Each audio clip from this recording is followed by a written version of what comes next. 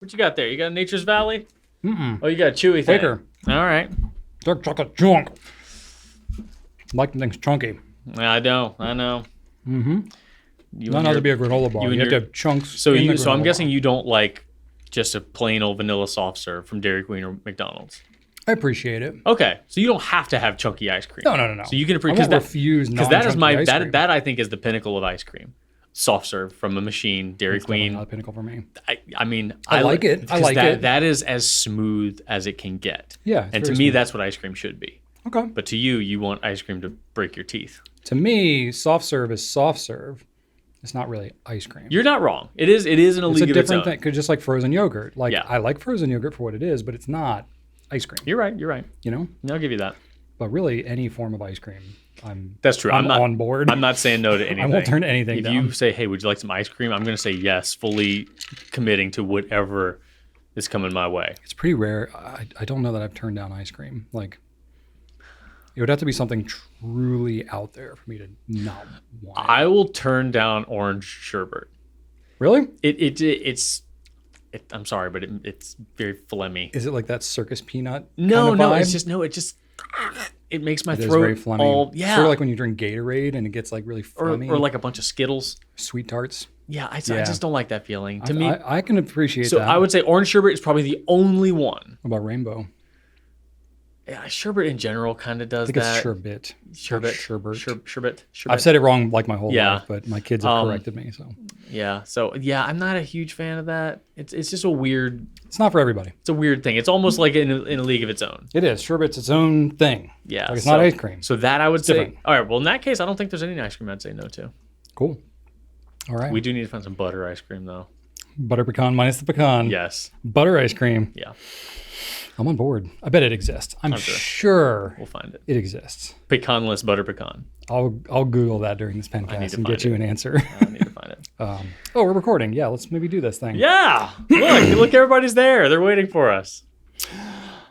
Welcome everybody to episode number 102 of the Goulet Pencast, where fountain pens are still a thing. I'm Brian Goulet, I'm Drew Brown. and we're here from Goulet Pens to deliver this casual and informal, tangential and extraneous, superfluous and extemporaneous fountain pen show where we talk about what's going on at the Goulet Pen Company and in our fountain pen lives. I think I almost did that whole thing from memory. How about that? Oh. 102 in. That's there you cool. go.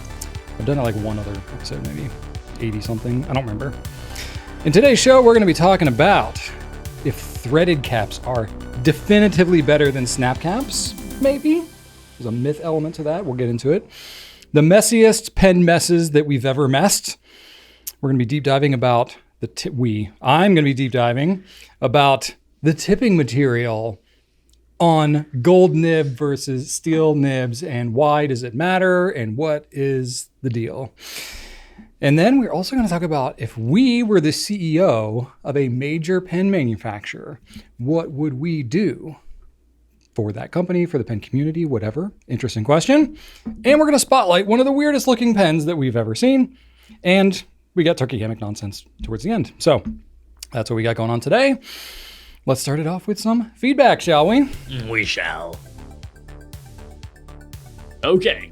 Timber J says, You're like crazy Ira in the douche mode going on here. Timber J says, I am on Team Pants year round, coffee, no matter the temperature it is. Nope. Hot coffee. I'm So on Timber board with J coffee. agrees with me. Hot coffee year round, pants year round. I'm hot coffee year round. I'm on board with that. There we go. Despite my warm nature, I we still go. want hot coffee. However, there's a caveat. This does not mean Drew is making good decisions, just that he's not the only one making them. Okay. Okay. Fair enough. Solidarity. P.S. The original Pancake House, OPH, is in Portland, Oregon. Take note for when you come out for the Pacific Northwest Pen Show next year, eh? Spoken like a true northerner. We'll see. All right. Grim Rainbow, all right, says, I think Sailor Ink Studio 173 should be renamed as Flamingo Creamsicle Hey. instead of Pinko Range, which was mine. I like Flamingo Creamsicle. It's good. Also, someone said, instead of Pinko Range, why not just Oink instead of orange and pink together? Oink. I like Both that. of these things are better than Pinko Range. There you So go. I'm officially, Step up your game, Drew. yeah, It's just not. It's no rain. You're being enhanced. You're being enhanced by the yeah, community exactly, here. exactly. But no, flamingo creamsicle, fantastic. That's pretty good. Yeah, we're gonna adopt that one. And then our friend Kasek said to our viewers in the comment section, survey time, fellow Pencast viewers. What hobbies do you have that are more Drew style? AKA, you've gone down the rabbit hole, gotten the precise item you want, and don't feel the need to collect. And what hobbies do you have that are Brian style? You've got a full-on collection you're still adding to, and you're going to make a whole network of new rabbit holes. Because I'm betting some of us have one of each. In this case, Kasek says, like, for the Drew style, there's pocket knives, there's a mechanical keyboard, film cameras. There were a few acquired, and they're done. You cut yourself off, yeah. And then there's Kasek has some Brian style hobbies, which are crystals and mineral specimens. Those are just going to keep on getting accumulated. Fabric, sewing supplies, and of course fountain pens. So, it leaves me to wonder, Brian. What are some Drew, quote unquote. I mean, we both have ones from both camps, obviously. Oh, for sure. So am I more like Drew style? Yeah. Have you ever like a tool, for example? Like you knew what tool you wanted, you found it, and you're good. You're not going to need another one. Or are you just like, no, there were definitely always had that. There I've been will like that always be with another tool. like cycling, road biking. Oh right, yeah. So like I got really into it. I did it for exercise purposes. Got a couple of nice bikes, and then stopped. I didn't become like a bike racing fan. I didn't become like a gearhead. There you go. I got the equipment I needed. I have what I need now to cycle whenever I want, and that's kind of it. There you go. And watches too. I started to get into some watches, and I was like, this hobby is just too much. Yeah. Too much for me to take on. So I have some watches that I like to wear. I'm really not a fan of them. I don't watch YouTube videos about them. Cut myself off. I wanted nice watches. Got some. That's it. Yep. And for me, my never-ending acquisition hobby is definitely retro video game cartridges. Yeah. That's never going to end. That's like me with tools. Yeah. Like I will never not be interested in tools. Same. Doesn't matter how many I have. Doesn't matter what I'm doing. I have slowed, though, because I've gotten all of the easily accessible ones and affordable ones. So now most of the ones that I haven't gotten are ones that I'm like, don't feel super strongly about, or ones that are too far out of my price range. So yeah, see that. But doesn't mean I've stopped. See, me with like tools, they make tools all the time. Like they don't really stop making tools necessarily. Yeah. It's not like I'm collecting rare vintage tools, though you can. That's a whole thing that people get into, like restoring hand planes and vintage tools and stuff. That's a whole thing. I'm not into that, but yeah, there will always be a new tool for sure. But like video games, even hammer technology is continuing to increase. I have a lot of hammers. I'm sure you I have a lot of hammers because you can almost never have too many hammers. I mean, you can't have too many. You can definitely have too many hammers. I have too many hammers. I can say that. I must have at least 20 hammers. Why? At least 20 hammers. Probably way more than that. There's all different types. There's sledgehammers. There's like ball peen hammers. There's all different sizes and weights and stuff like that. Why do you need the lumpy ball peen hammer though? Like, what is for metalworking? To like shape it? Mm-hmm. Okay. And if you got like a piece of metal that's like dented on the inside and you're trying to like get the dent out, you can kind of bang the back of it and stuff like that. All right. So how many, like, other than sledgehammers, like how many just regular single-handed hammers do you have? Probably at least 20. Yeah. Do you have them all in the same place? No, I have some like that I keep like in the shed. Do you think if you did, garage, in the house? Do you think if you did have them all on the row, you'd feel ashamed of yourself? I would feel ashamed. I'd be like, this is a lot of hammers. I'm like that with like, to me, hammers are not like such a nice tool that like you're like, oh, I better think twice about buying another. It's I'm like, sure most of them were under $20, right? Yeah. There you go. That's not bad at all. Yeah, it's like scissors or like Sharpies or whatever. It's like, I don't ever want to have to go searching for those. Yeah. So especially because my friggin' kids take them and just you know how it goes. Scissors, oh yeah. Scissors and Sharpies and all those things. So I'm like, we'll just own 30 pairs of scissors. Yeah. And then no matter what happens, there will always be scissors somewhere. That's like me and chapstick. Yeah. It needs to be everywhere. Chapstick, sunglasses. Mm-hmm. These are all things that I acquire. Many Ricola drops. Many inexpensive things, yes, and then they expire. But Okay, let's go on with what are we doing? Oh yeah, we're doing a Pencast. What are we? Okay. That was yours. Okay, it's my turn. Okay. Born to be Bon. A handshake is available upon request. There's a Severance reference for Brian. Thank you. You can work that in somewhere. Thank you, man. I have a handshake. Yeah, I can work that. Yeah. I'll try to work in some Severance. Yeah, things. like whenever someone whenever you do something for somebody or they do something, worthy of recognition. You can say so a handshake is available. upon request. Yeah. I like that. I like that a lot. There we go. I feel seen. It's me, Lori, says, the points about Italian pens is referring to last episode where I compared Italian, Japanese, and German pens. The points about Italian pens are interesting. Must increase their cost base to switch out production lines with new models that may or may not work or be popular. Absolutely. Makes me appreciate them a bit more. I've always admired how ornate and beautiful they are, but I've always hesitated because QC issues make it harder to justify spending the money. It's like anything else, anything handmade, anything where there's a lot of, small batch, there's more variation. Yeah. There's more just unknown elements, especially if they're trying new techniques and things like that haven't really been done on pens. There's always risk with that. Mm-hmm. But they're willing to take those risks, and I'm glad that they do. And the Cataclystical says, good year, which is, of course, a Homestar Runner reference, which I love. And then Fiddle Twist says, I have to agree with Brian about not finding anything to buy at home decor stores. I laughed so hard. I think I should just hang up hammers around my house because I get the home decor. I could go with tools. It looked like a Cracker Barrel. Cracker Barrel or like TGI Fridays or something. Right. I all kinds of random stuff. Yeah. Actually, I've got like Lego Technics and puzzles and stuff like that kind of strewn about the house. We kind of do have a little bit of that aesthetic. Not quite the like... Just not on purpose. Like framed items like up on the ceiling and stuff like that. But yeah, it's kind of by default that ends up happening. All right. And then we also got a lot of people that mentioned, either yes, Emerald of Chivor, great teal, marine, great teal. Oh, I need to try marine. I don't know why I haven't tried marine. A lot of conversation about our teal discussion as well. Oh yeah, you won't regret it. Yeah. Yeah.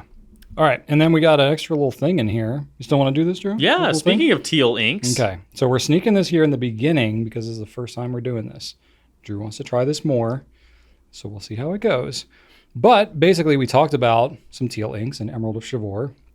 And what we're going to try doing for you loyal Pencast listeners, we're not going to put this in the description, the video description. We're not going to post this anywhere. Just for you listening and watching. In your next order that you place with us, if you're going to be placing an order in the next week, it's going to be a timed element. We will give you a free ink sample of Emerald of Chivor, so you can try it out. So what you'll need to do is add a sample of Emerald of Chivor to your order. Type in free chicken, all caps. So FREECHICKEN into the coupon code, and it'll zero out the cost. And then you can just do that. So it's only for the next week. You need to be purchasing at least one other item too, but yeah. Oh, okay. Yeah. There needs to be something. Yeah. Okay. Yeah. There you go. With your purchase, free with purchase. Yeah. There you go. But, it's just something we'd like to do to thank you for sticking with us and listening to our deviation about whatever random stuff we've already talked about today. Yep. And it's just a little thing. Like, well, maybe if this works out. Don't go out of your way to do it, but if you happen to be placing an order anyway, just throw it in there. Exactly. If you're already doing it. And if it works well, maybe we can do it every week. We'll see. But we're definitely doing it right now. So Drew wants to sneak it in to just random spots throughout the Pencast. Yeah. That way you really loyal people will be able to pick up on these things. So we'll play around with this idea. It'll be up for a week. A week, yeah. So if you're watching this more than a week from now, then know that the cutoff is going to be 11:59 p.m. Eastern Time on Friday, September 1st, 2023. So do it before then. Basically, if episode 103 is out, just ignore this. Yeah, you've missed it. Yeah. So anyway, but watch episode 103 because there might be a new one. There might be. We'll see how logistically nightmarish this one ends up going. But I think it'll be fine. So, and if you want this to keep happening, don't complain to customer care about it if it leaks or something like that. Because if they complain to me, then we'll have to stop doing it, and I don't want to hear that. So that's right. Just unless we want to troll them. If it leaks, just be sad about it for a little while and move on. Yeah. But it was free, so chill. We'll see how that goes. All right. That's it for feedback. Let's talk about some new stuff. All right. Your new stuff isn't here yet, but I got a new thing. I still think it's worth talking about. Heck yeah. Well, I love the TWSBI Eco, and I love blue. They're coming out with a new blue TWSBI Eco. Oh, yeah. Which I'm pumped about. A lot of people are pumped about this, Brian. Yeah, because it looks awesome. It really does. So it's a TWSBI Eco Indigo Blue. It's going to be here, August 30th? Maybe? Yeah, no, that's the official. That's the official date. Okay. That's where everybody's launching it on the same day. Okay. So it's on our website, August 30th. Sweet. So and it's like it's like a navy and bronze. It's a gorgeous color combination.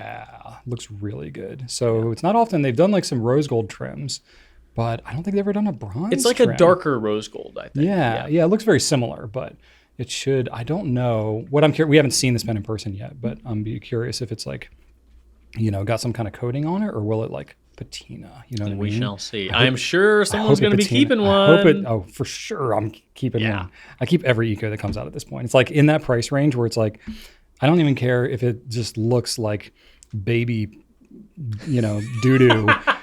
I'm gonna get one of that because it's just the Baby eco. doo-doo. Yeah, I was gonna say something else that would not be appropriate. Try to keep it friendly. No. Doo doo is great. Doo doo. That's Thank right. you for this saying doo doo. Baby doo doo. Sorry, I shouldn't be laughing this much. Anyway, but it's gonna be what's the price on that? It's gonna be $50, $60, I think. $60. It's more than normal. It's more than normal, but I think I'll put the link in there. You can. It's like in the range of the check it rose out. gold trimmed ecos. So. Yep. I'll verify, but you can keep going. Sure. Already available right now are 2 new Visconti Opera Master pens in Stargazer and Firestorm. Both of these resins were produced by the Carolina Pen Company's Jonathan Brooks, who makes phenomenal resins, as you very well may know.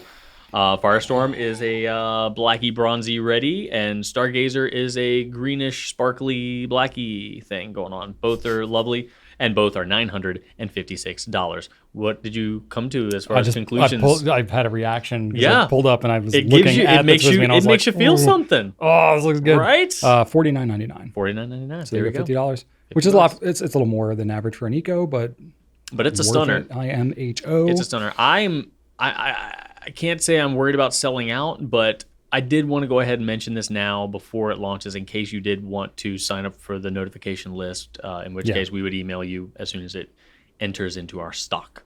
Indeed. I think it's going to be a popular one. Okay.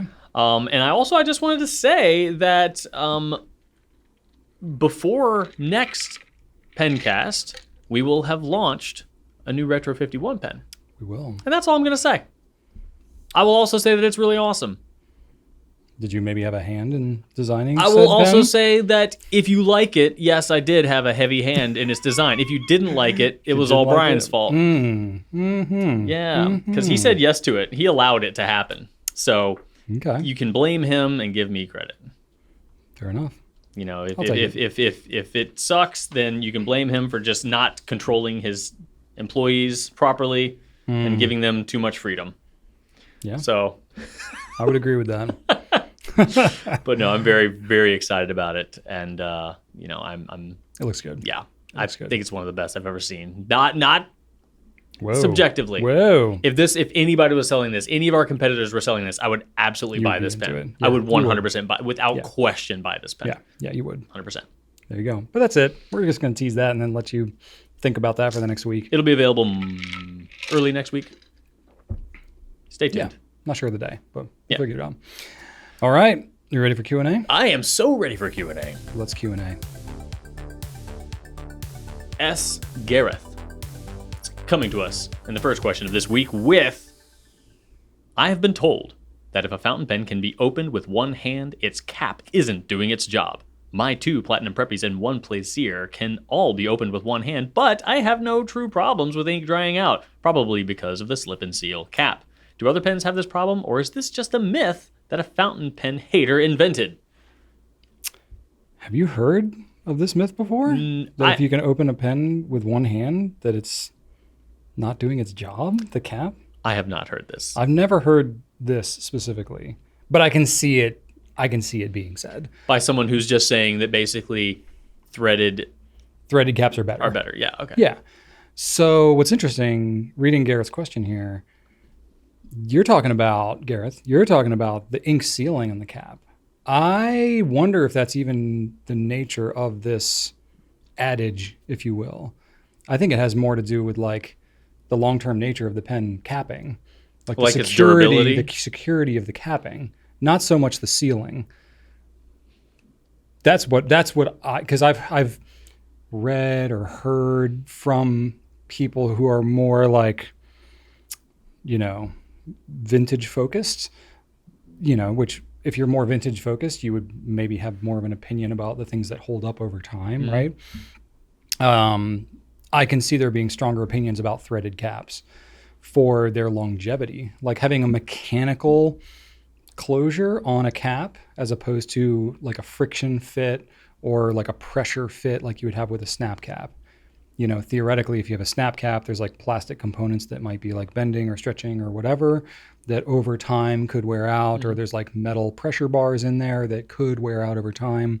Whereas if you have threads, it's much harder for those to wear out over time. So, but I've never heard of the threaded versus snap cap argument necessarily in relation to how well it seals like the ink around the nib.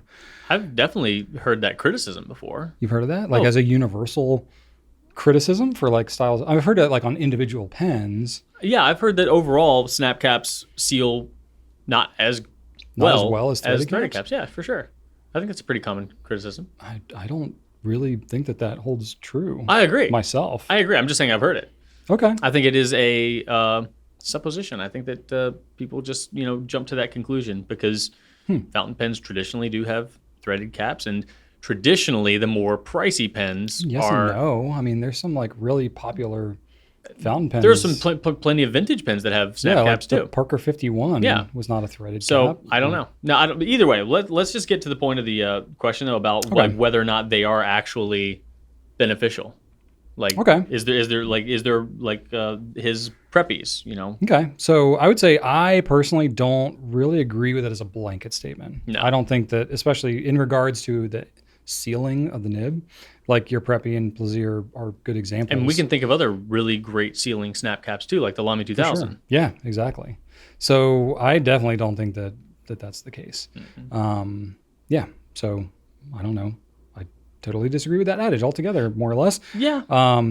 Except for maybe the durability thing. I think that there might be a correlation between more affordable, mass-produced pens, fountain pens included, that don't have a threaded cap because they're easier to operate, and just because there's a correlation between price and like quick accessibility, there might be some... It's more of like correlation than causation. Exactly. So like because snap caps may be more mass producible, that they tend to be used on less expensive pens, which may inherently not seal as well. That's where I'm going, yeah. Maybe, but it's not a universal thing. Like no. If you put the money into it, you can make a snap cap seal perfectly. Sure. Not the money, but like the focus in production. Sure. So yeah, and Gareth, you mentioned the slip and seal.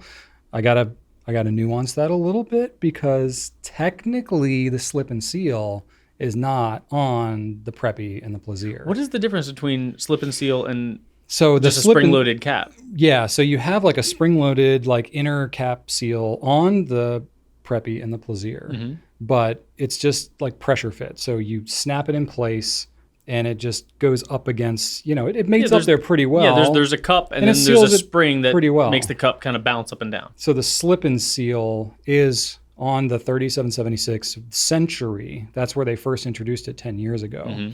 So they have that, and they'll use that language specifically, slip and seal, on the pens that have it.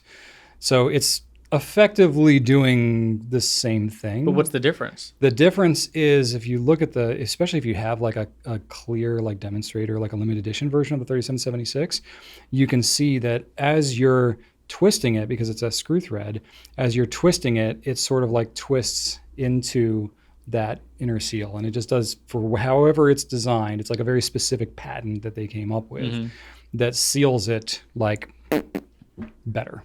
So is it basically just a threaded version of... More or less. Okay, so slip and seal is just the same thing that the Preppy and the Plaisir have, it's like but just locking threaded. it in more intentionally, I guess. I don't know. There's probably like small technical details that make it that, but it's a super technicality. It's effectively doing the same thing. It's like a terminology thing. Yeah, but the slip it. So the reason I like talk about it a little bit is because in their language of the slip and seal, that's where they talk about pens not drying out for like 2+ years. So I don't think they would say that about a Preppy or a Plaisir. You know what I mean? So they really tout the slip and seal as being like that long of a cap sealing.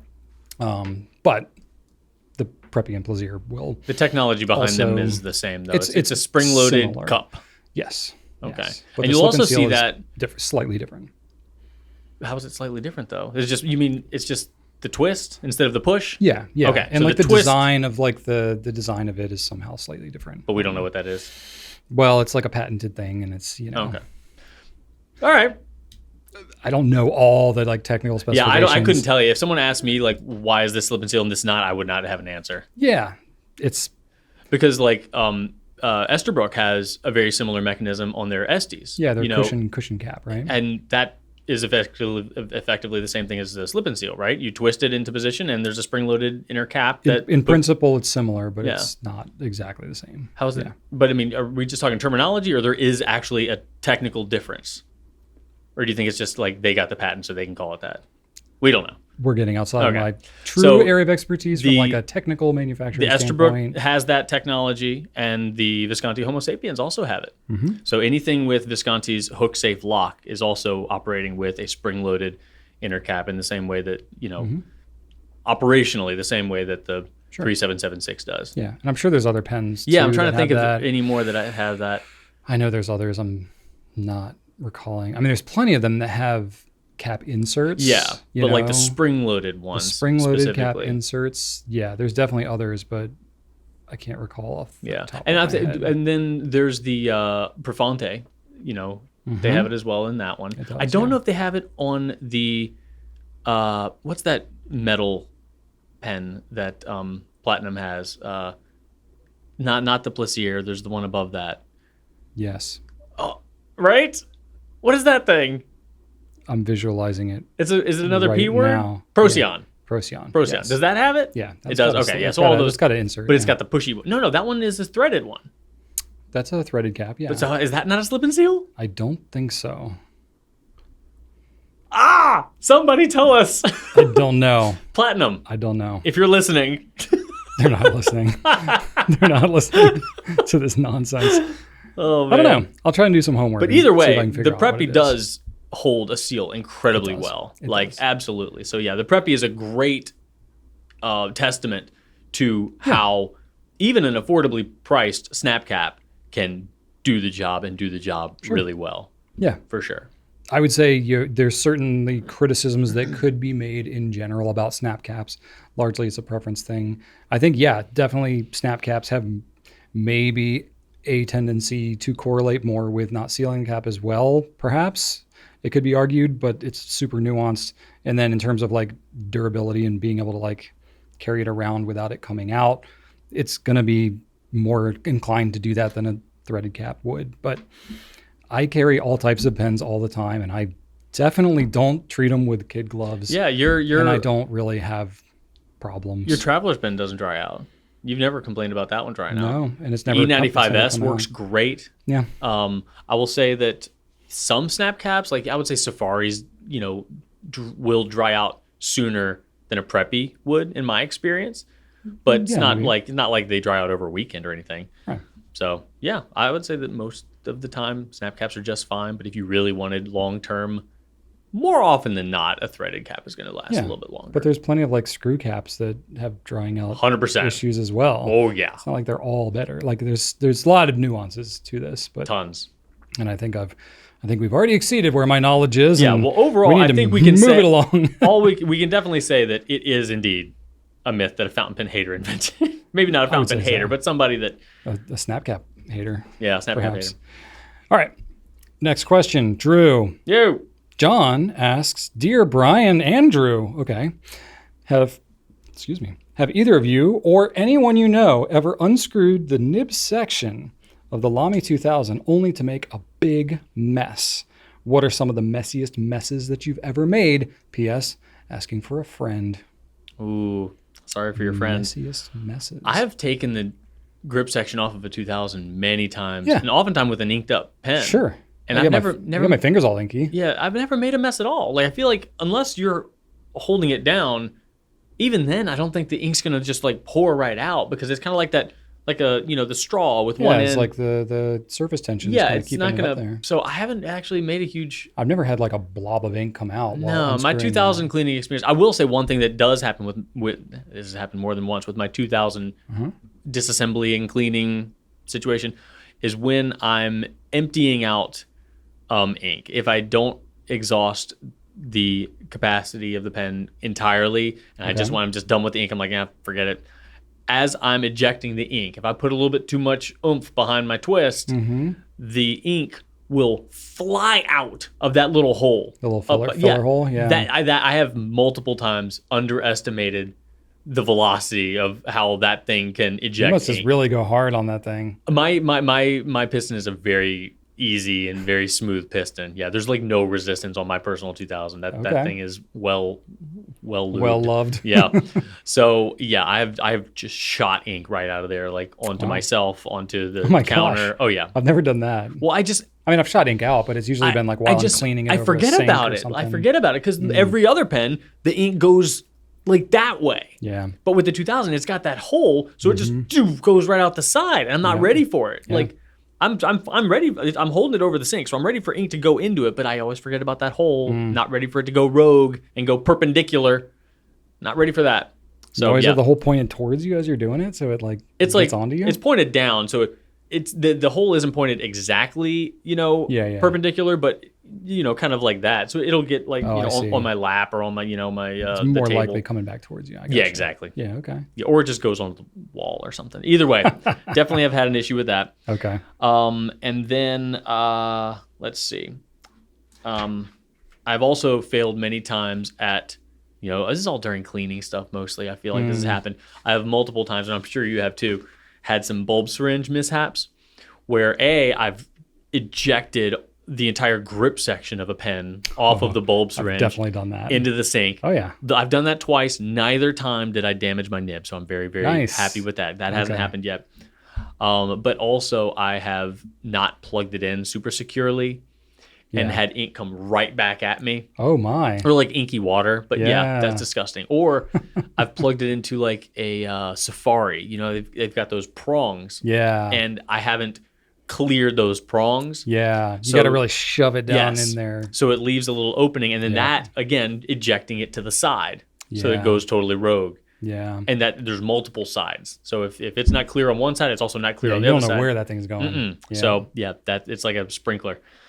So that's been bad. And then I've broken a bottle one time back in the garage. So going on 12 years, no broken bottles. It was a while ago. But I did break that one bottle. But apart from that, I've never knocked over a whole bottle. But I have knocked over many ink samples, like the vials. Many of those. Those just get knocked over so effortly. They're lightweight. Yeah. They're not they're kind of stable. Top heavy. Yeah. Absolutely. Yeah. So those get knocked over all the time. Luckily, the max they can spill is 2 mils of ink. So not a big deal there. But I've knocked over a ton of those and made messes that way.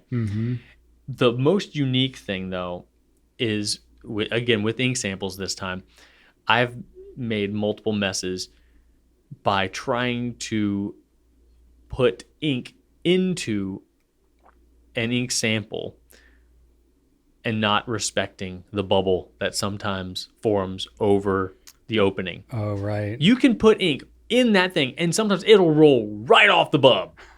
Onto your fingers, onto the desk, onto the paper, whatever you want. Oh my gosh. You think it's going to pop it. And sometimes it does, but sometimes it doesn't. And I don't know why I flirt with disaster the way I do, but I'm like... You don't stick the needle down past the bubble and fill I should. Or you just you're sometimes shooting it from above the bubble? Or sometimes I'm I have it in my pen and I'm I just put it back in here for a little while. Right. So I just, I'm dropping it. You got to stab the bubble. I know. Get through that thing. Also, the bubble though, you stab the bubble and it spritzes a little bit. It can pop a little bit, yeah. And I've ruined some swabs that I've done for the website doing that. Just, having the bubble pop. So sometimes I cut my hands around it and blow, try to stop it. Because even one little spritz can totally, bork a swatch. So, yeah. I hate it when I bork a swatch. Yeah, swatch borkins. That's pretty much been it for me. I relatively benign. I should have asked. Yeah, I'm a pretty neat pen user. We've had some customers send us some pretty horrendous couches, things. Pants, animals, all you name it. Brian K over here, he ended up with Bay State Blue all over his hands a couple weeks ago. Yes. I don't know. I think he was doing some writing samples. Yeah, he was doing I think for an ink review or something. Yeah, but his hands were covered. Yeah. His hands were absolutely covered. I don't know what happened there. I don't know what happened either. I should ask him. But yeah, what about you? I've the messiest I've gotten with like a LAMY 2000 was when I would try like early days when I started flying more with fountain pens. I would hear about pens leaking in flights, and I started out being like really careful and stuff like that, and then I would like never have an issue. So then it got to the point where I was like, all right, I'm going to put every pen in absolute ideal position for it to have a dramatic leak or some kind of You did that in Atlanta that one experience. time, didn't you? Sure, I yeah. remember that. It was remarkably uneventful. Yeah. Like I might get some ink on the grip section or a little bit in the cap. The thing I'll say, the biggest mess, again, it's not a huge mess with the LAMY 2000, but if you do happen to get ink in the cap on a LAMY 2000, there's a lot going on inside of that cap with the pressure bars and like the dog ears that grab onto it. So if you get ink inside that cap, you have to like flush it with water at the sink, cover it with like your hand and shake it. And like, there's so many nooks and crannies inside the like cap, like mechanism inside of there. You can't just like swab it out and get it all. Like you'll keep getting ink on your grip section forever. It is so, that happened. You gotta like flush that out of there. I dropped mine once with ink in it, and I had a lot of ink spritz into the cap, and it took forever to get out. Yeah. Oh, it sucked. The most dramatic I've had, again, these are not super dramatic. I don't have the most exciting stories, but I have a couple things come to mind. I mean, I've definitely had things where I've like been filling a pen, especially like when I'm trying to shoot a video or something like that. And I go to fill it and I just like kind of fumble the pen and it like hits in a weird way and it sort of flicks the like freshly filled pen. Oh yeah. And just like spritzes dots all over whatever it is I have on there and the desk surface and all that. And I'm like, okay, I got to like stop everything, wipe it all up. Cause you get like these tiny little dots of ink and you try and wipe it up, but it just smears. And they're like, oh my gosh. Or you like try and wipe it up with your finger and it's like, blah, like covers your whole finger. Yeah, and it doesn't, all over your desk. It's way more than it looks like. Yeah, very, very dense. So you have to like actually clean it up. So I've had that happen multiple times. I've had, let's see here, early days of ink sampling. I think I had one instance where I like dropped some samples or dropped something like in my lap and I got my shorts like covered with a little bit of ink. Wasn't anything too crazy. I don't know that I've ever dropped a bottle of ink. I did spike one like a football once. You did. You remember that? That was early days. Yep, we were testing out a new type of packaging. Yeah, we were testing out like a crinkly paper, like that kind of corrugated, newsprint sort of stuff that Crate and Barrel uses. Yeah, that kind of stuff. So Giami. we were testing. That's what it was called. I think the name is different now. But we were testing out one of those machines, and I was like, well, let's do a durability test. And there were a bunch of people, we had like wrapped up a bottle of, I think it was Liberty's Elysium. It was a Noodler's bottle, yeah. Yeah. And so everybody was thinking like, oh yeah, Brian's going to do something. But I thought you were going to overhand throw it. Just like gently toss it. But no, I took it and like I just scored a touchdown. I like spiked it on the ground in the box. And it broke the ink. We knew that the sound it made, like we knew it was broken. And also it didn't bounce. No. It just kind of like, thunk. I slammed it on there pretty good. Yeah. And I was like, okay, that's too much. Yeah. That's too much. That's too much. Not exactly what a USPS, I don't know. Sometimes I've seen some stuff where you're like, what were they doing with this package? Yeah. So yeah, I've broken that, but that was kind of on purpose. And then I'm trying to think honestly the most dramatic thing I ever did was like literally the first day I ever used fountain pens. So I'd gotten I went to the DC Pen Show. This was in 2009. I got some Diamine, like the 30 mil, the plastic bottles that are real tall, very kind of top heavy. Oh yeah. Kind of like the ink samples. And first pen filling. It wasn't technically my very first pen filling because I had another color that I filled, but the second color that I ever filled was that 30 ml bottle. It was midnight blue. I remember the color.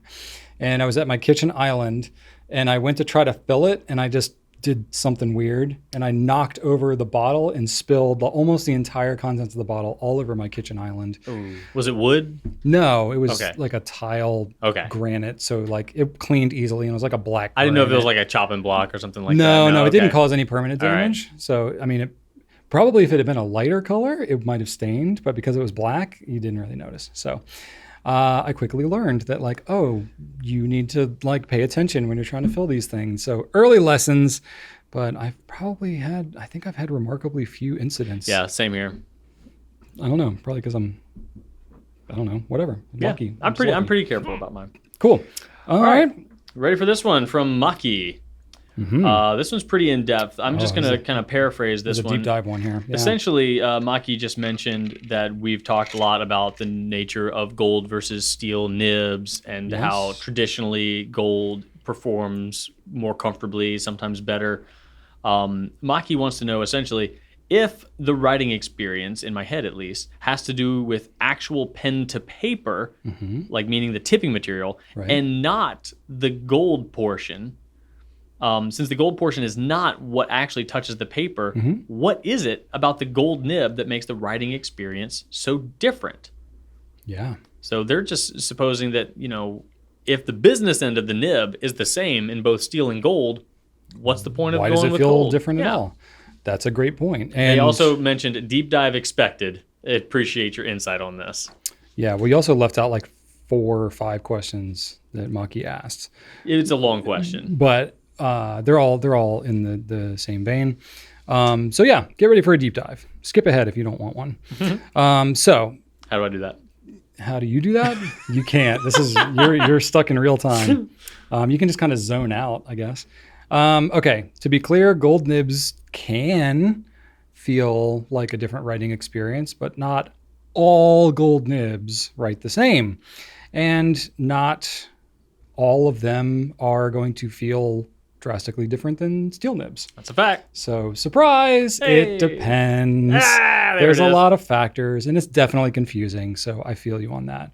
The inherent challenge with all gold nibs is that the cost is significantly high for gold nibs. That is a fact. So there's naturally an inclination to want to have a big difference between gold nibs and steel nibs. And some gold nibs do feel different than steel nibs, but not always justifiably by how much of a price difference there is. It's definitely the law of diminishing returns. And most nibs are kind of like incrementally better. And it's not like a world-changing difference, especially if you're newer to fountain pens and you haven't used as many of them and don't appreciate some of the subtleties of the feel of nibs, then you probably won't notice as much of a difference. It's like me, if I was to like go golfing, I can't feel any difference between like a starter set of clubs and a really nice set of clubs because my familiarity with it is not attuned enough to appreciate the differences. Yeah, it's not a negative connotation. It's just, experience is a factor. Of course. That's like me and sushi. I can't tell the difference between grocery store sushi and like sushi that's made right in front of me. Yeah, I'm like that with wine. Yeah.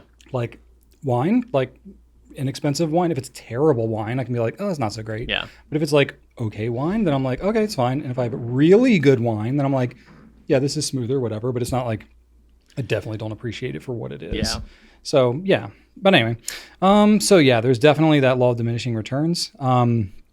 So let's go over like the nib composition, what actually makes the nib feel like it does, because I feel like that's kind of important to address this. And then I can explain like each part of it and what contributes to that feeling. So some of the factors that can influence a nib's feel, you're absolutely right that like the part that touches the paper is honestly probably the most important part. This is what most nib professionals are focusing on, is the tip, the grind, the smoothness, the tuning of those tines. Irrespective of whatever material the nib is made of, what that tipping material is doing to interact with your paper is going to affect the feel of the nib more than anything else, basically, especially when it comes to smoothness and maybe even flow. But there's other factors too. The nib material itself, steel, gold, other alloys and stuff like that. The physical shape, the thickness of the material, these can all also impact how the nib is going to feel. There's a lot of variables, but if all else is equal, literally every part of the nib is identical, the only difference is whether it's made of stainless steel or whether it's made of gold. The smoothness and everything would not feel any different whatsoever because the tipping would be actually identical.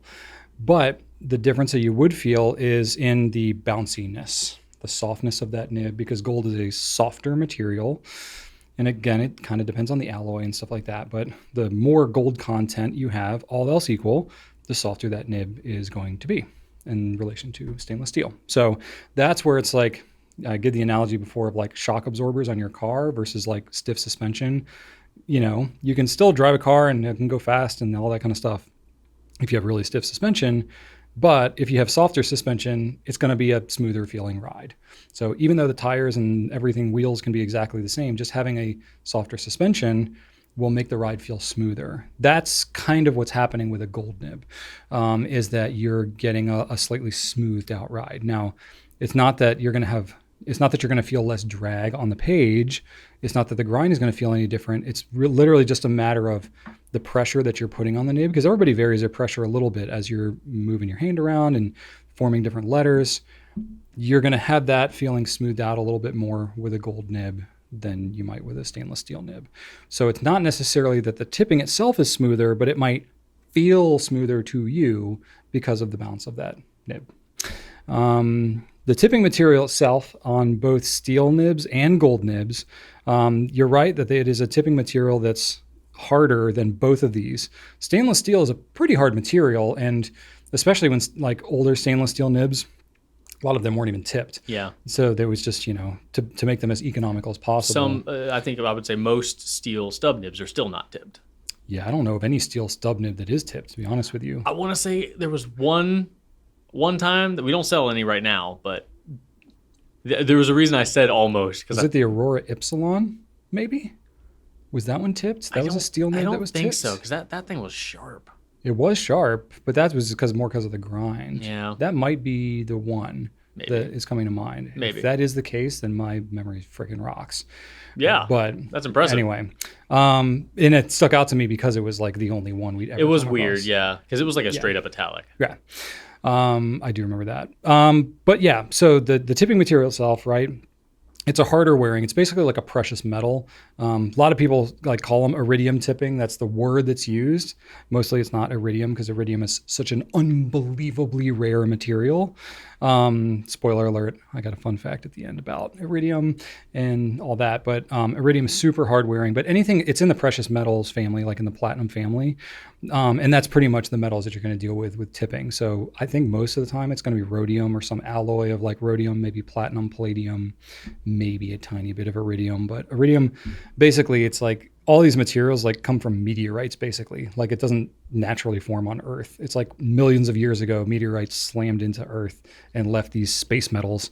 And these are these like otherworldly hard metals. These are the things we're dealing with. But there's just not that much of it. So yeah, it's harder wearing metal. It's harder wearing stainless steel and gold for sure. And there are different alloys of that tipping. Now, the alloy will make a difference in terms of how it will wear over time. And I would say, as you might guess, probably the more expensive the pen, more expensive the nib, the higher quality tipping they might use. That's fair. But it's a total guess because no one shares what they use for tipping material on any pen. It is very much a trade secret. And I've even heard things that like there's like one company that makes tipping material might be all these the days. same. Yeah, they might make different grades. I don't know. We don't know. It's not something that's widely shared. I've seen them. Like when I was at LAMY, they had like a bunch of like tipping balls. Like little ball bearings. Yeah, they look like teeny little balls. Like BBs. That's what they weld on. But smaller. yeah, I don't know what alloy they are and stuff It's more like that. birdshot. Yeah. Yeah. Yeah. Very, very, very tiny little balls. So, yeah, but theoretically, yes, you can have higher grades of that, the tipping, than others. I think that was more common maybe in like years and years ago. Vintage folks might know more than me about that. Like not all tipping might have been created equal. These days, I think the industry is so small, there's probably like one manufacturer that makes all the tipping stuff for fountain pens because there's just not that many in the grand scheme of things. And so I think it's a little more standardized these days. But yeah, theoretically, you could have higher quality tipping, but I don't think that's going to make a difference in terms of how it's going to feel on the page. It might make a difference in terms of how long it will last, like the wear over time. If you have a higher quality tipping material or like the more tipping material you might use on a more expensive nib or whatever, it might last longer. But you're talking like decades of use pretty much because it's such a hard wearing metal. So I don't think that necessarily matters that much on the tipping on gold versus steel. I could be wrong, but I don't think so. Let's see here. Okay, on both steel and gold nibs, the writing feel, as it's influenced by the tipping, will mostly be due to the grind and the smoothing of the tip. So it's pretty much, once it's welded on, assuming there's like a certain level of quality of the weld and stuff like that, it's pretty much going to come down to how is that tipping shaped. And this is where I think you end up with more of that like correlation and causation. If you have a less expensive pen, it has a stainless steel nib, it's being sold at a lower price, it might be more mass produced, if you will. They're just not going to spend as much time tuning a nib like that as you would with an expensive gold nib. Yeah, so part of what you're paying for is like labor and time of investing in that tipping. A piece of gold is not necessarily pretty. It's a lump of gold, lumpy rock, but it depends on what you do later that makes it look good. Exactly. And because gold nibs are more expensive on pens that have gold nibs on them are going to be more expensive overall, and therefore people will be more discerning in critiquing how they feel. So they're going to put a little more time into smoothing and tuning those nibs. So it's not that you can't have exactly the same smoothness or writing experience on a steel nib versus gold nib. It's that maybe from the factory economically, it's not justifiable to spend as much time tuning a steel nib as a gold nib. Yes. But I mean, you can ask any nib professional, they tune and smooth steel nibs all the time. And some people are perfectly thrilled with that. And they never have a desire to go to gold nibs. And that's perfectly fine. It's not a requirement. And sometimes it's not justifiable to a lot of people. A lot of the times a well-tuned steel nib is even better than a, out-of-the-box gold nib. It just all depends. Yeah. The analogy that I had to kind of wrap this up was kind of like, and I'm not in love with this analogy, but it's what I had to work with last night. So it's kind of like the tires, wheels, and suspension on your car. So like the tipping is like the rubber composition of the tires, right? So it's like you can use a higher quality rubber, but on most tires, most, vehicles that folks like us would be buying, you're going to get a tire composition that's relatively similar and kind of acceptable, right? But you get a different feel, maybe the tread, the tire size, air pressure, the suspension, tuning, stuff like that, all influence how the feel of the car is when you drive it. So yes, it's a factor, like the tipping is a factor, but it's a lot of what's done kind of after that point that it was initially placed on there that can change how it feels. So yeah, that's I think the tire analogy works just fine. I think we've used that one before. It doesn't fit perfectly, but it's what I had. The tipping material in the road, I think, works perfectly. Yeah. Like the tread and the tipping material, that's super accurate. Yeah, exactly. It's the part that wears down. Yeah, exactly. All right. Anyway, there you go. That's my deep dive. Awesome. Not super deep. No, not too bad at all. Not like, going into the Mariana Trench or anything. Right. It's okay. I've done worse. Yes. / better. Whatever. Yes. However you consider it. All right. I got a question for you, Drew. Bring it. From Garrett. Hey, Garrett. You're being promoted to become CEO of the Goulet pen? Big fountain pen company. Oh. Just says fountain pen company. All right. Which company is for you to decide, but think big, like LAMY, Pilot, Sailor. Also, preferably a company where you think you can make a difference. Question: what would be the first big fountain pen related project that you would start up? Think beyond the obvious, like increase profit, sell more pens. Instead, think of really fountain pen related initiatives. Fountain pen related initiatives. Yep. Got it. I thought about this and I was thinking, you know what, Brian's going to probably pick Pilot. So I'm going to pick LAMY. So I just picked LAMY just to give myself some arbitrary rules. I am now the CEO of LAMY and I'm going to focus on fountain pen related initiatives. The first thing that I'm going to say, the first thing that came to mind were demonstrators.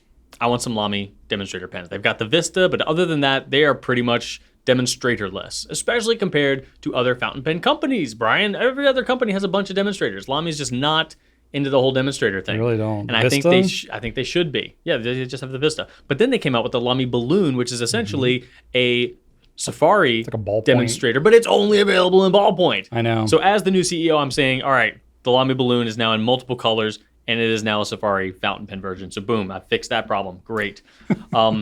One thing I think that I would do is, to get LAMY to start stepping outside of their comfort zone a little bit, and which is great because they don't shy away from taking risks. They've had some pretty wacky designs. So I'm like, let's do more of that, but in a different way. So we're going to do demonstrators. We're also going to do a demonstrator 2000 while we're at it. So a clear polycarbonate, which can be done. We're going to do that. Clear polycarbonate 2000. Boom. We're going to do different filling mechanisms. As the CEO of LAMY, I'm going to have a vac filler. I'm going to have a piston filler. Not because I personally like them, but because I know other people do. So we're going to make that happen. The 2000 is not going to be the only piston pen that we have. In addition, the 2000 is no longer going to be the only pen that we have with the 2000 nib and feed. We're going to put that nib and that feed on other pens as well. It's a great nib. It's a great feed. It needs to be other places because it's great and lovely and it works.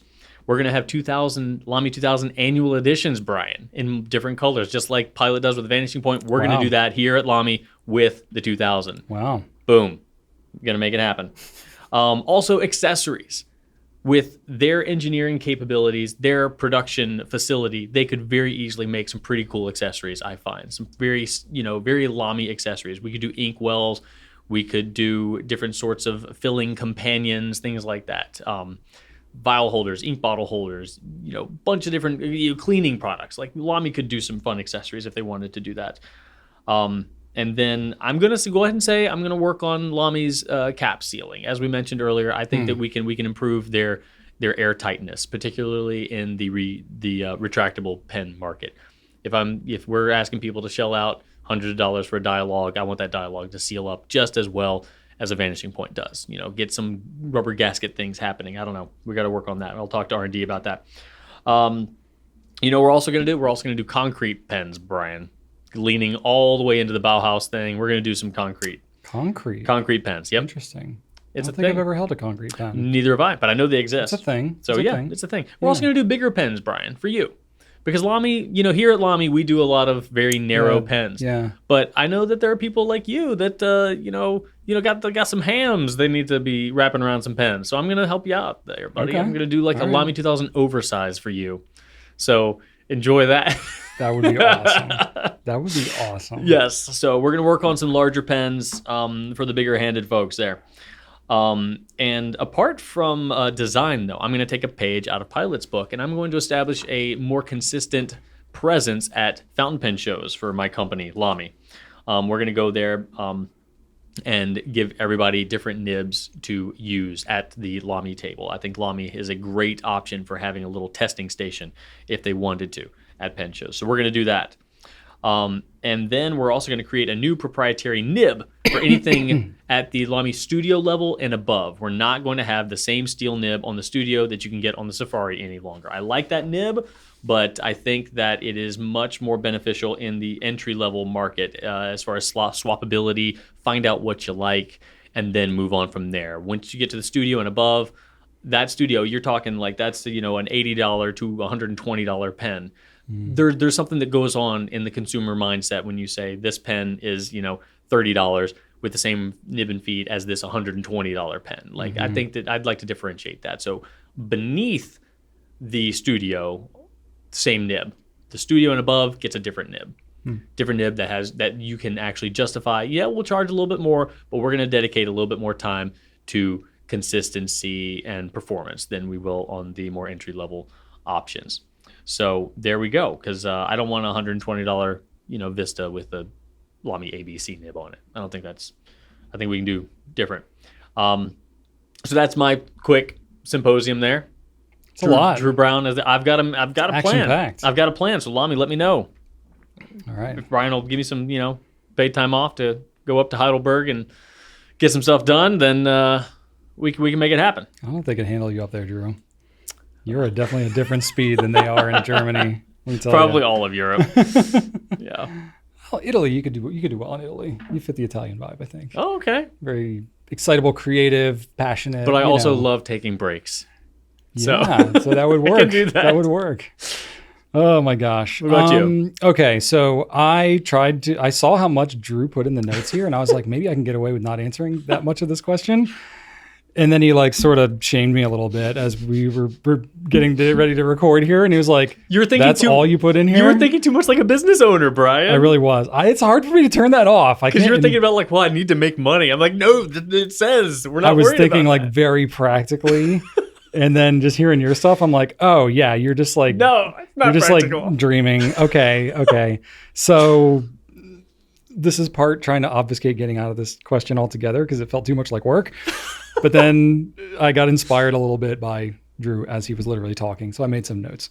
So critique my answer. It's not very thorough. It's not very thorough. But anyway, I went with Pilot just because you said that would make sense, and that made sense in my brain. So the thing is, like, for Pilot, fountain pens are not the mainstay of their business. No. They're a huge company. A fraction. I'd be surprised if it was 1% of their global business. Yeah, probably not. But it's their heart and soul. It's like their passion. So for that matter, I would say the finances don't really have to work so much as long as you're not like off the rails. Yeah. But again, that's too practical. So I'm gonna pull myself away from that. So one thing I would do is bring back the M90. Oh yeah, you would. That'd be day one. Yeah, the Mu as well. Yeah. So anything in that like kind of integrated nib thing, and I would let's go ahead and make it out of titanium too, because I think that would be awesome. That would be awesome. A titanium M90. Yeah, let's do it. Let's do it. Oh, please. I want that. I would expand the Decimo. I think the Decimo needs more love. It needs more colors. They exist. They exist outside the US. They just need to be more available. So I would just black matte, please. Yeah. Thank you. Black matte, Decimo, why Appreciate not? That. Let's just make it happen. And then I would do a demonstrator vanishing point in Decimo. I want to see the mechanism inside of there. Oh, right. And I want to see how it all works. They had a cutaway version of the vanishing point at the DC show, and the mechanism is absolutely fascinating. It's so cool, right? Yeah. And I was like, y'all need to make this happen. They were like, we are hearing that from every single person that comes by this table. They know that needs to happen, but I would make it happen if I was Lord of Pilot. Have they done a full resin vanishing point before? I don't think so. They had a resin. What about the pink one? Like no, it was metal. Really? Resin over? Oh, yeah, they've always had lacquered. Lacquered pink. That's right. Yeah, that's right. Yeah. No, they had the old capless, the Namiki faceted one. Yeah. That was resin, but it was just like resin of the body. It wasn't, still all metal parts and stuff. Right. Okay, but if they wanted to do a resin body, they could, just with the metal hardware. They could. Like a clear resin body. But you would have to redesign it a little bit if you were going to make it truly like a demonstrator. The nose cone would need to be clear. Yeah, you would have to. So it would take some engineering. You could invent some clear metal. I mean, you could just make it clear, but then you would just see like solid parts that wouldn't really show you the guts. Yeah. I would want to make it so that you could actually see that mechanism inside. I don't know how we do it, but whatever. We're dreaming. I would replace the Con 40. I don't know with what, but I would just wave my magic wand and somehow make that happen. There you go. Make it whatever. And then Iroshizuku inks are great, but the line's been pretty static. I think I would do like a special edition or like an annual edition, sort of like Pelican does or something like that. That's another thing. So like come out with some more regular ones. Maybe not keep them around forever. Freshen it up. But like kind of like the Pelican Edelsteins. That is another Ink thing. of the year, something like that. The LAMY CEO would also ditch the regular LAMY bottles. Oh, you mean this one? Oh. That's what I brought today. Why is that to go there? with our ugly pen. There we go. Yep. Okay. Yep. So that was what I thought of while Drew was talking. But I had another answer, which I took it in a totally different direction. It doesn't seem like you. But yours was kind of more fun. So I know I would never take it in a different direction so that I didn't have to directly answer a specific question. So I said, I think that I would actually like to focus on the community and really try to plug in some way there, like as a manufacturer. I think that's missing. I think we as enthusiasts are very passionate about the brands that we use, but there's a little bit of detachment there. And we know from interacting with many of the manufacturers, they are super passionate about what they do, but it's in a very different way than the way that you might interact with your pens as an end user. So I think there's an opportunity there. And we see this happen at some pen shows. There's more brands that are like bigger brands that are going to pen shows, trying to get more in touch. Pilot's one of them. Pilot's one of them. So you see Sailor, you see other brands at some shows, and I think that's good. But yeah, I think that there's an opportunity there to really engage with the community and create something unique and interesting. Sort of like, this is maybe not the best example, but like, you've heard of Pen Pals, right? So it's sort of affiliated with Parker Pens, or at least it was. Parker Pens in the World Fair in like 1964 or 65 or something like that, created this like computer machine to help match up Pen Pals or something like that. It ended up kind of flopping after a few years because they didn't tap into any of the existing like pen pal organizations that were kind of already around. But I think the intent around that, if you can marry it up with the actual community, could be really interesting. So there's something with that. Like Pelican, COVID kind of destroyed this, but Pelican was doing like Pelican meetups and stuff like that. They would like organize and say, we're going to do a Pelican meetup in such and such a city. That's different than the hubs. No, I think it was the hubs. Yeah. The hubs are still happening. Yeah. They're still happening? Oh, yeah. Okay. So I don't think it's like Pelican corporate that's like hosting these things. They're just more or less like calling it a thing. I think they're providing like a way for people to organize it. But I think there could be something more intentional about that, because like you go to some of these pen shows and you see like in online communities, people want to connect. They want to experience and just be excited about these things together. There could be more that could be done with that. And that's something that no modern pen company has really like tapped into. Yeah. So I would explore that somehow. There you go. Not that we couldn't do that as retailers, but we're talking hypothetically. Yeah, you're the in a CEO of different Pilot. world. I think there's an opportunity there. It's kind of a bit more long game thing, but I think it would be kind of an interesting thing to explore. How about since we're CEOs now? Well, you're already a CEO, but since we're CEOs we're of competitors Pilot now, apparently. we are. But like in the spirit of unity, do you think maybe we need mascots, like a LAMY mascot and a Pilot mascot, like what would that for be? marketing? Like a little, LAMY. You said corgi, so help me. No. That would I be think wildly inappropriate for a German pen company to have a corgi. it would be that would be that You need like a Diamond can have Dachshund. corgi. Yeah, no, I think I'm gonna go with just I don't know. I want to go with I know what I'm going to go with. What are you going to go with? A dragon. Pilot dragon. Is it going to be like a happy, cute dragon, like come visit me, or like a scary, No. scary dragon? It's going to be a big, scary, epic dragon. Yeah. Nice. Dungeons and Dragons style. Like, yeah. Oh man, let's see. I just think I might just go with like the lead singer of let's just go with like, instead of a mascot, I'll do a spokesperson. It can be the guy from Rammstein. Yeah. Like, or just, David Hasselhoff. No, Germans love David Hasselhoff. Yeah, it would be some sort of like a celebrity endorsement. Yeah. Okay. Or maybe someone that's not connected to Germany or fountain pens at all, like Hugh Jackman. huge Australian. He's a spokesperson for Mont Blanc, I There you believe. go. Bruce Yeah. Going Yeah, why not? All right. Cool. All right. All right, that was fun. Good chat. All right. Cool. One more? Last question of the week comes to us from You're going to have to explain this one, Drew. Yeah, Wilma Taranda. This is in response to a question we did in episode 96, where someone was asking, what are 5 fountain pens that will cover all of your fountain pen needs? And, I had a selection of pens, and they were all pricey pens, with the exception of my Kakemori nib. And Wilma here wanted Well, to... let me say, your selection was all expensive. Yeah. Mine was more Yours was a little more variety. Well, mine had a big range. I had the Yeah. Homo sapiens in there. I went Yeah. cheaper, You but had a also better more range. expensive. But Wilma says, I love this champagne pockets list. Apparently, champagne pockets means you have lots of disposable fancy income, I guess. Is that a phrase? I've never heard it, but I've heard it now. You don't put champagne in your pocket. I don't. Maybe Wilma does. Wilma Tra. I've heard of like champagne problems as being like... Or hey, champagne tastes. high I've heard that too. Yeah, champagne tastes with a beer budget. Isn't That's that's an expression, right? It's probably in the same neighborhood here. What is the answer if you don't have champagne pockets, but you're not looking for a Home Depot either? In other words, Home Depot pockets. You want quality. That's cargo pockets right there. There you go. You want quality without breaking the bank. Yes, there are fountain pens that will cost the entire budget of these 5. So is there a selection for apprentice / starting out / beginner? So basically, Wilma here is just asking, same thing, 5 pens to cover all your fountain pen needs, but the budget version. Okay. Now, to be fair, the original question that we were asked in episode 96 was like, what are the 5 pens that you need to give you like as much of the fountain pen experience as possible? Yeah. So like we weren't keeping like super budget in mind No. necessarily. So I'm trying to think of like how to interpret this question. Yeah. So we like just maybe like a toned down so version of still getting a breadth of experience. a selection for a beginner. Yeah. Okay.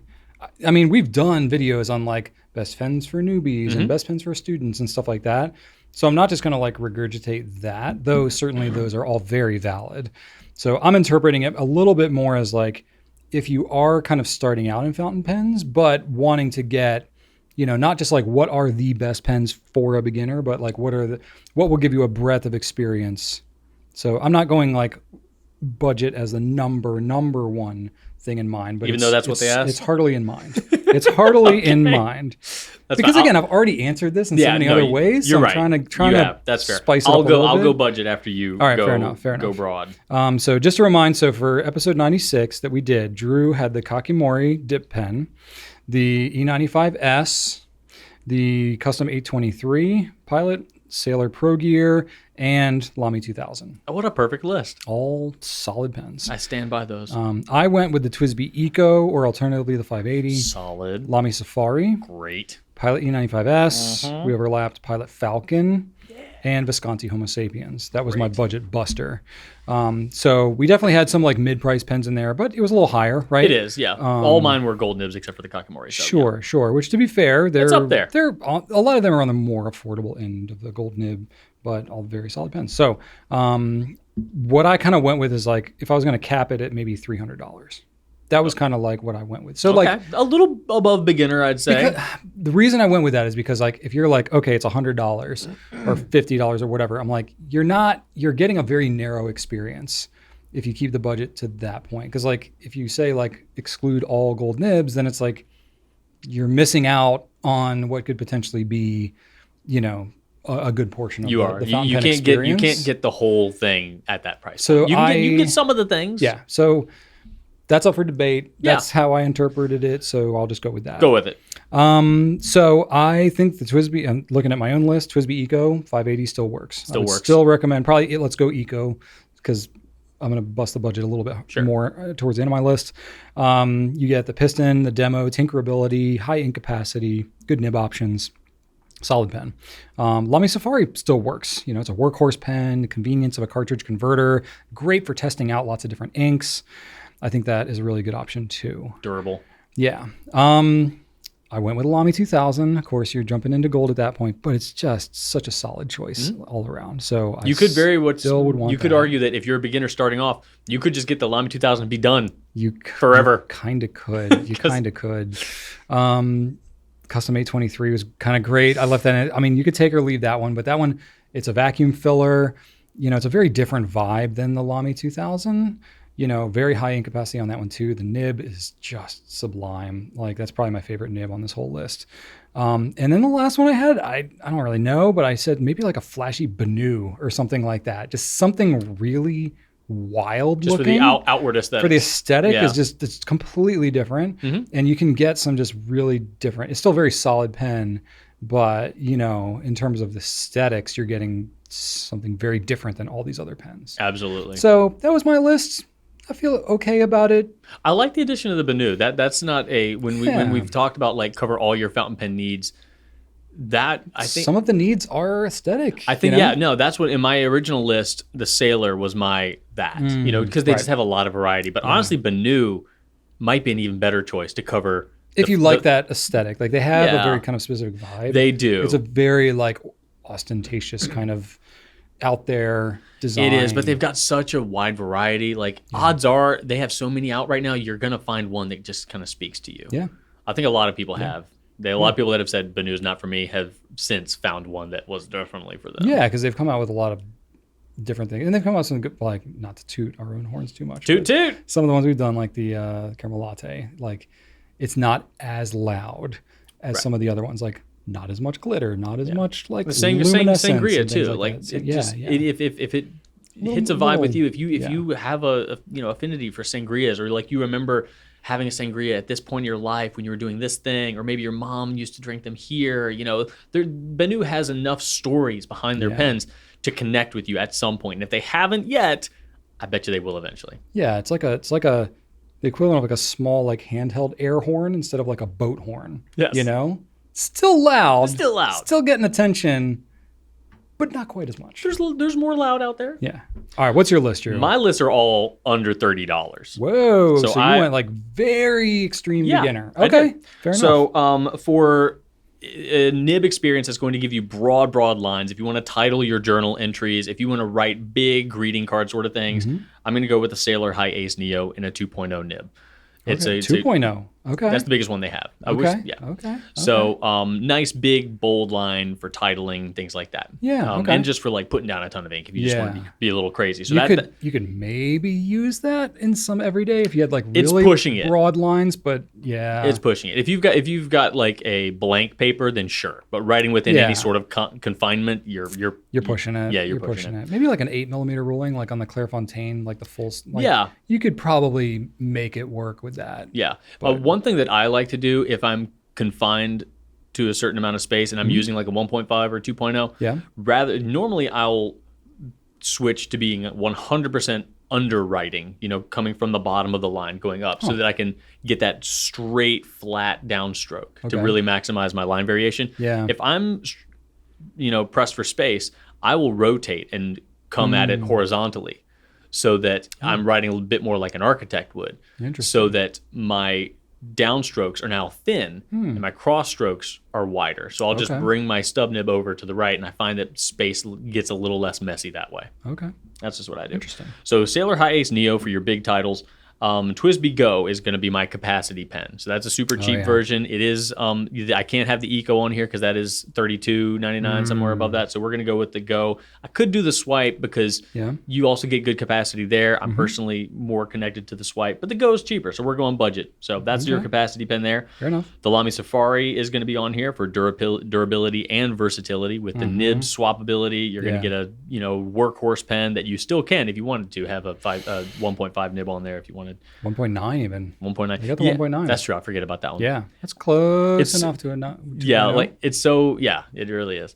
And then the piloted Kakuno, I'm going to go there for my reliability pen. The Go is good too for reliability, but the Kakuno, it's going to write every time. The nibs are so consistent, and it's going to perform well on a wide variety of paper if you go with the fine or the extra fine. So that's my it's always going to work for you pen. And then finally, for the portability pen, we're going to go with the classic Kaweco Sport. So good pocket pen for you there. Good for eyedropper conversion too, Drew. I know you would love to do that. You can. That was the first pen I ever eyedroppered. Same. Was the Sport. Yeah? Same. Yeah, I did it with Bay State Blue, and I coated the entire thing with silicone grease so that it wouldn't stain. It was a Kaweco Ice Sport. Did it work? Or did you just have a greasy, bluish mess on the inside? Yes and yes. Yeah, I never trusted. So it didn't stain the barrel, but it stained the grease. It still didn't look good. No, it looked terrible. So yeah, I probably could have coated it a bit better. But anyway, that's my cheapo list. Okay. Pretty solid. Yeah. What do you all think? What pens would you recommend? Also, do you like what we did? Inky Messes. Tell us about those too, because I know you've done something. We've seen some of what y'all done. I've seen pets that have had to pay for your mistakes. So that's right. Let me know.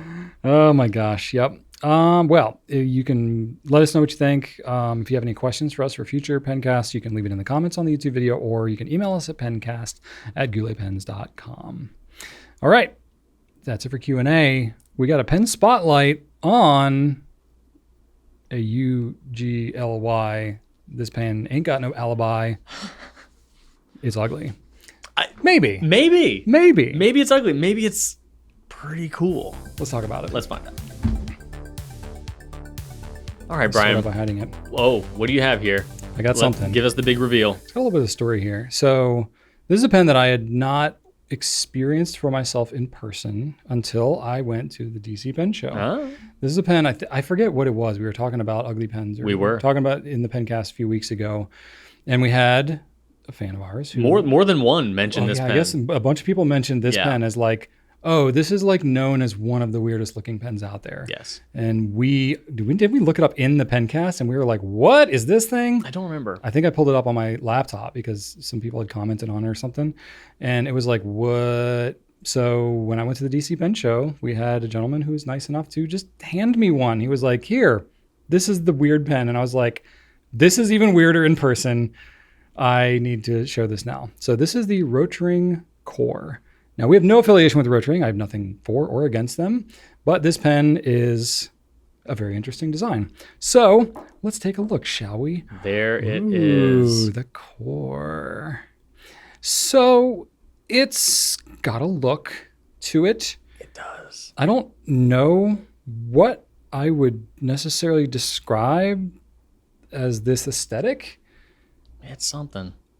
It's somewhat modern, but I don't know. It's like So you've got kind of industrial. you've got but also rubber and hard plastic. Yeah, How many this is- materials do you see there, Brian? Like how much? Like It's a lot. There's a lot going on. It's All right. mostly plastic. all right, making your This way is from rubber right here. Yeah. Okay. So you've got rubber black cap Yeah. that is heavily ribbed, and then all right, that Well, blue the stuff. rib. So this is plastic. So that's like hard, crispy Yeah, like plastic. hard. So Okay. it's got texture to it, Yep. which Rachel would not even No, want to touch no, this. not at all. But then you've got rubber, which is like 3-dimensional With big old bumps on them. with bumpiness. You got that, A huge paperclip freaking paper style, clip. thing, but it's a pretty sturdy clip. All right, and then the barrel. The- That's like a different type of plastic. So this is a third material now that we're working with. I don't know if it's different, but it's like a matte finish. But it's not rubbery. to it. It's not rubbery. No, it's just black plastic. Okay. And then it's got 4 ink windows. All right, now 8 ink we're windows. back in the blue now, but Yep.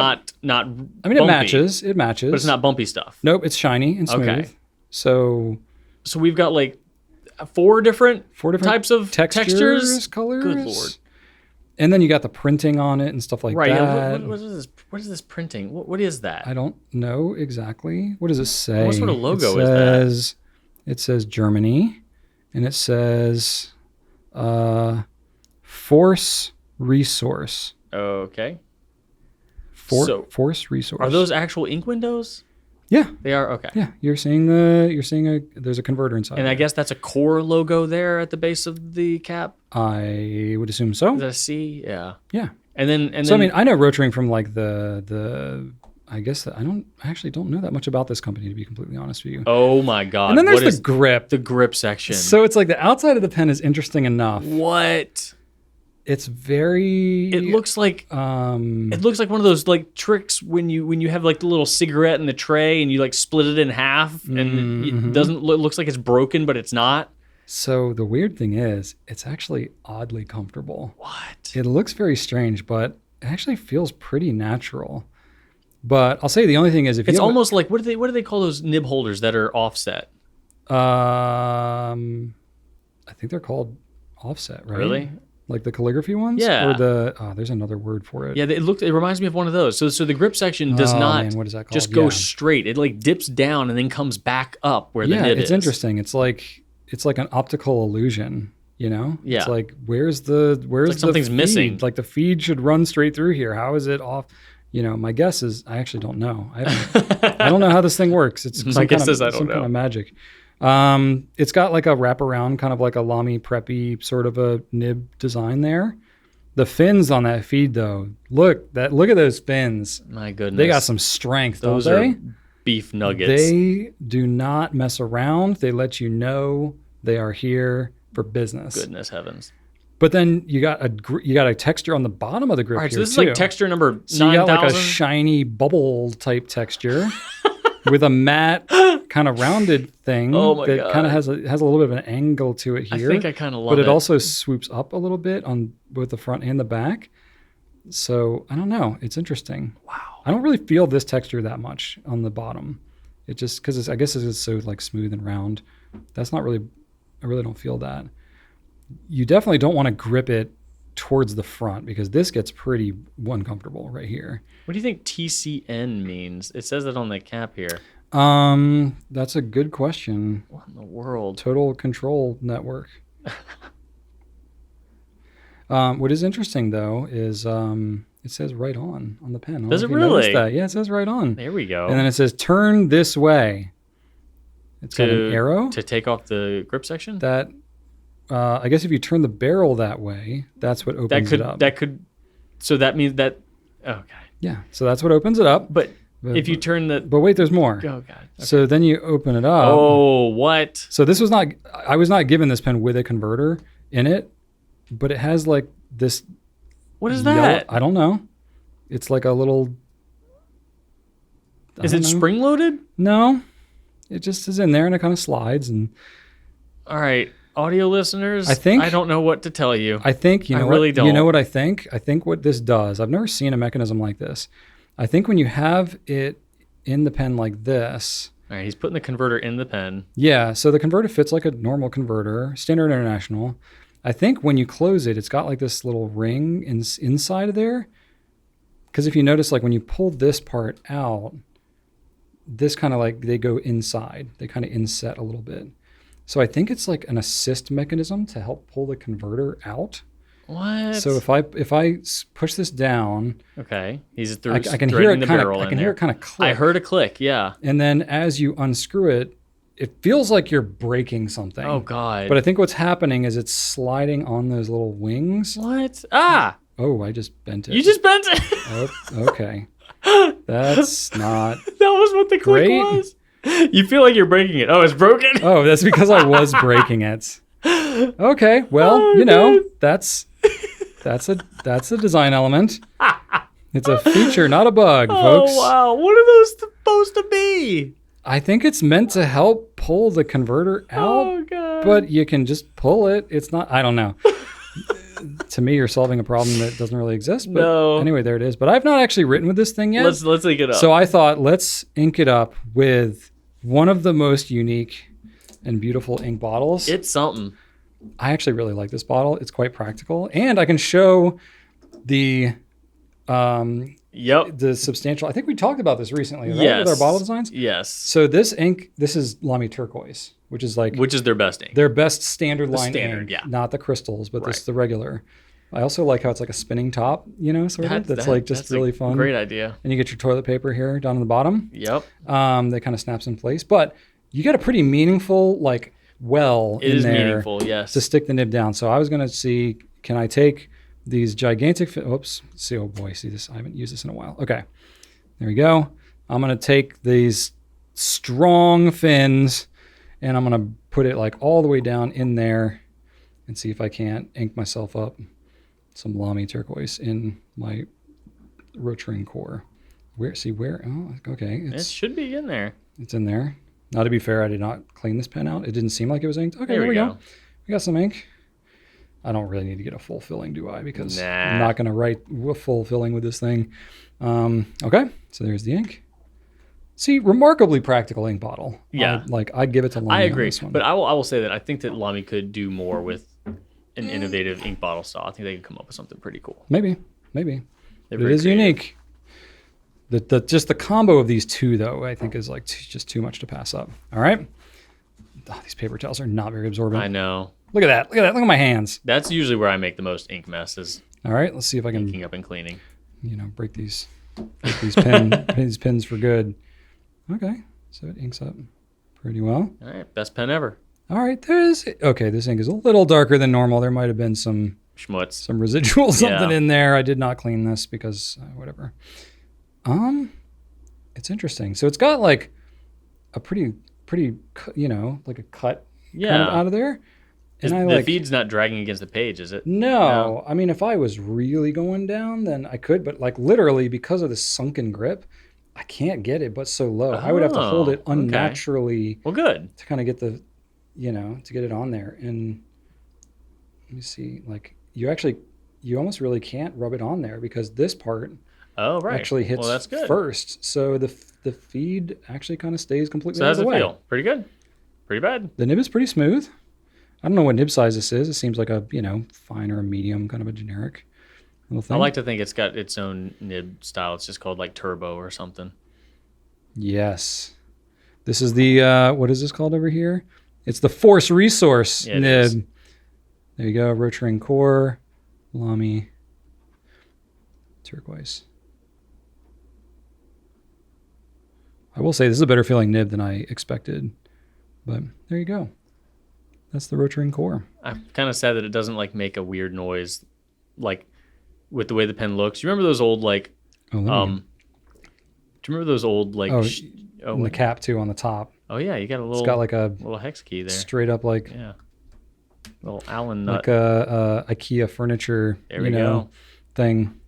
Oh, this is Look at that. Look at that aesthetic. That is a definitely feels a little more substantial in the hand. That cap has got some girth. It's got some meat on its bones here.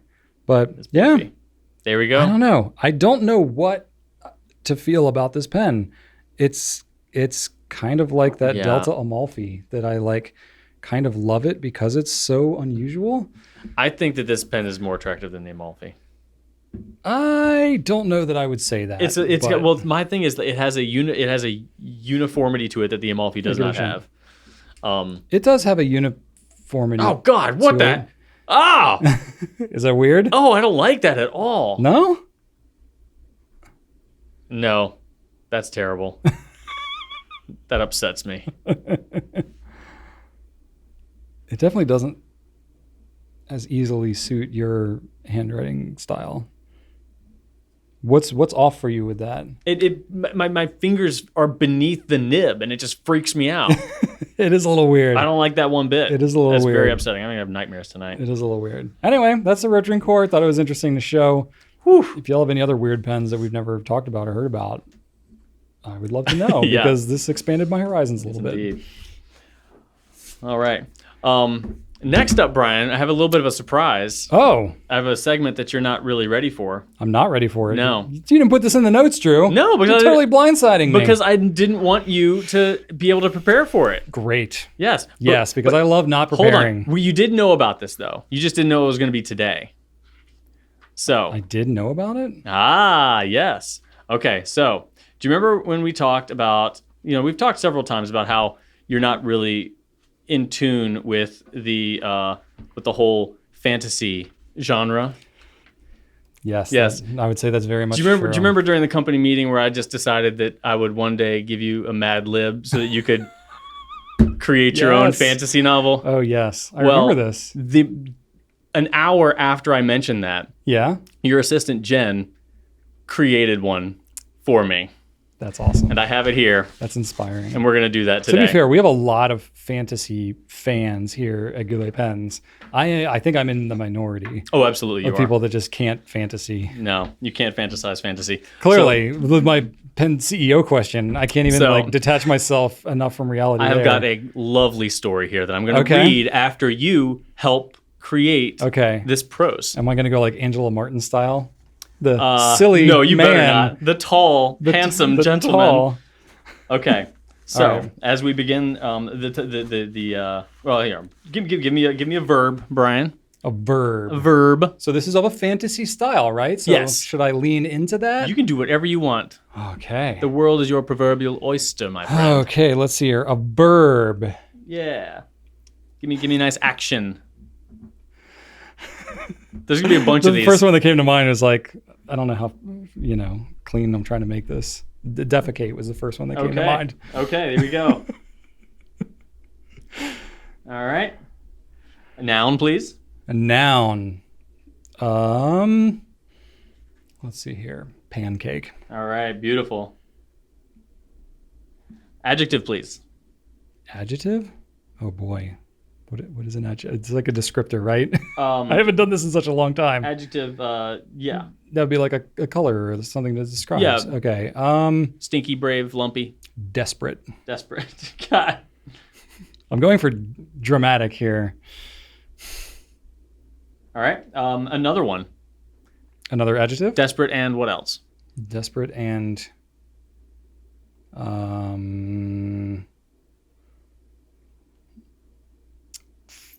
philanthropic. Oh, wow.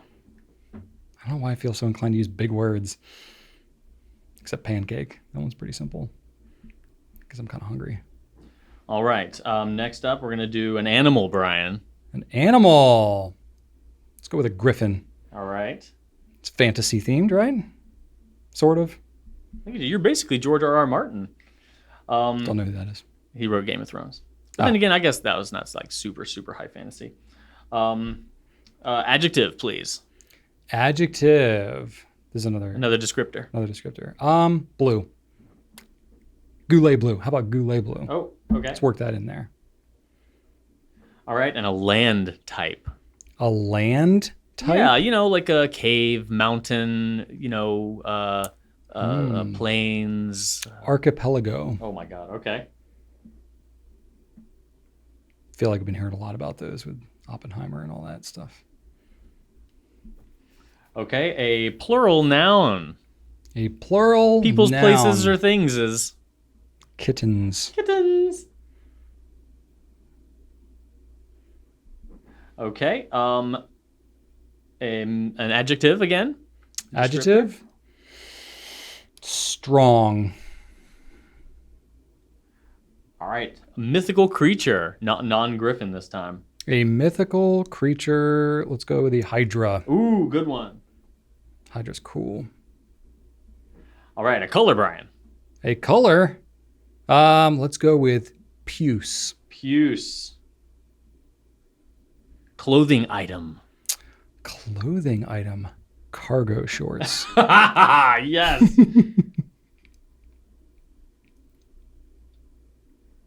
We might need to fast forward some of this. A place. Place. Let's go with Cave of Wonders from Aladdin. Okay. And then another animal. Non-mythical this time.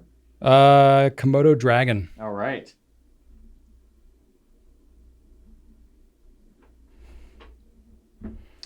And then an adjective. Sticky. Oh, yes. All right. And now a skill. A skill. Yes. I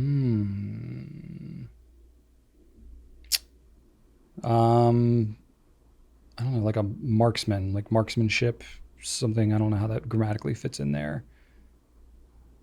Marksmanship. Marksmanship? Yeah.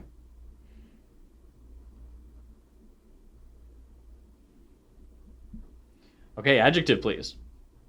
Adjective. Let's go with thorny. Ooh, good one. And a feeling. A feeling? Mm-hmm.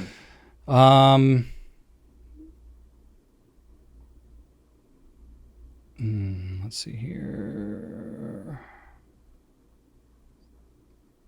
I was thinking like trepidation. I don't know if that's a feeling. Trepidated. No, that's not a word. Let's go with I don't know, eager. Okay. Trepidation. You're making me realize I didn't make these blank spaces long enough for your marksmanship and philanthropic. That's right. All right. Plural. Oh, sorry. Verb. Verb. Mm-hmm. Action. Slapping. Or slapped. Whatever. Okay. Whatever fits. Plural noun. Plural noun. Let's go with twice baked potatoes. Ooh. Rachel loves those. Okay. Adjective. Adjective. Mystical. Of course. Another feeling. Another feeling. Comforting. Comforted. Comfort. Okay. Another noun. Another noun. Let's go with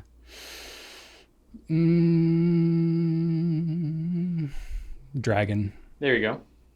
That's a noun, right? Mm-hmm. An animal can be a noun. Yeah. Another noun. Another noun. Magic school bus.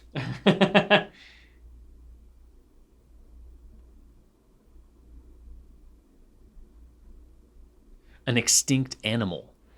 An extinct animal. Mm-hmm. Megalodon. Ooh, good one.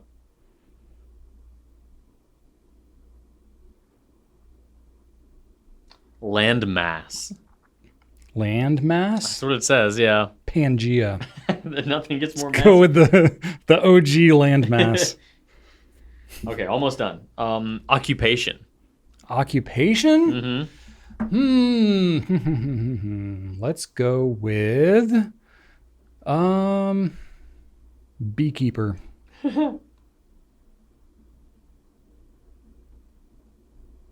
Noun. Noun? Mm-hmm. Table. I love lamp. Okay, and then one more. Adjective. Adjective. Industrious. Okay. I have no idea. All right, we are done. What is about to happen? You just wrote a fantasy story, Brian. I did. Yes, you did, and we are going to read it together. And everybody at home is going to just Let's read it together. be enraptured. Okay. And what? Are we literally going to read it together? Like No, I'm going to read it. Oh. Okay. Okay, yeah, I got it. I'm going to try to Doing the voice. I'm going to just totally butcher a John Hurt, I think. Okay. In a mystical realm known as the defecating pancake,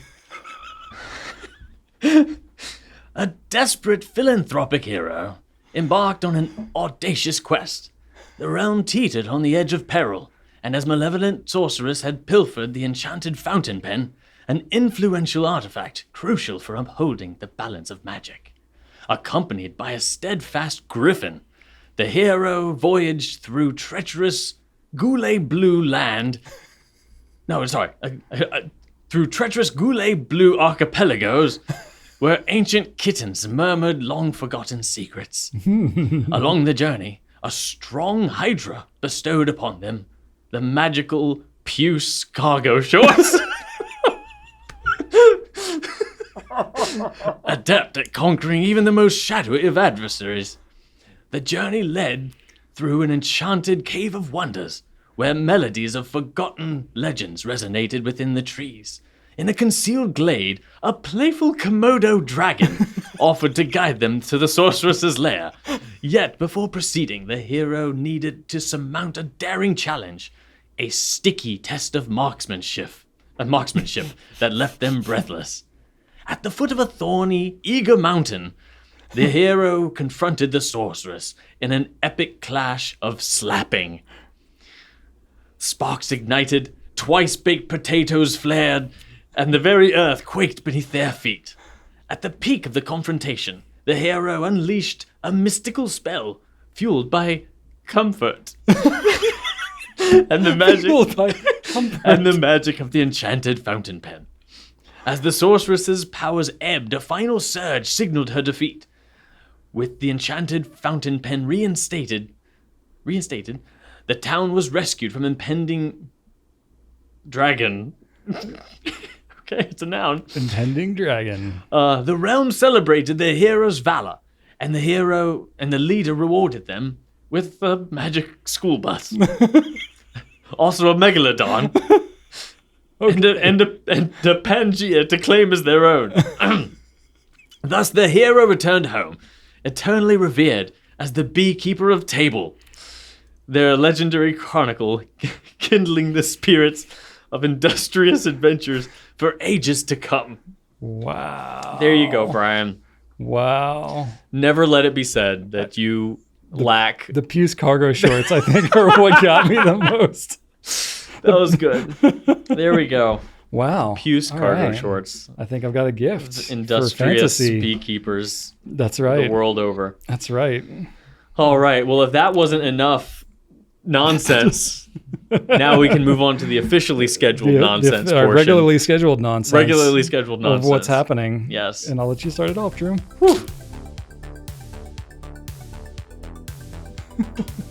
All right. Well, we had a Friday half day for our mental health. And speaking of John Hurt, the mentally healthy thing I did was watch Hellboy 2 with my son. So I was going to watch something on my own that maybe not would have been kid appropriate. I still need to watch Everything Everywhere All at Once. I know that that's not a kid appropriate movie. I've heard that's really good. I know it's been on my list, but Archer was there, having had the day off of his summer program, so he was there, and I elected to let him pick. And he liked the first Hellboy, so we watched the second one. A lot of good makeup and costumes in that one. That's a Guillermo del Toro movie, so he's always very much into practical effects. So all the creatures and stuff are non-CG. Yeah, so it looks really cool. Yeah, that's cool. So that was a fun watch. I think we had some nachos during that too, and I finished building my my Gundam model.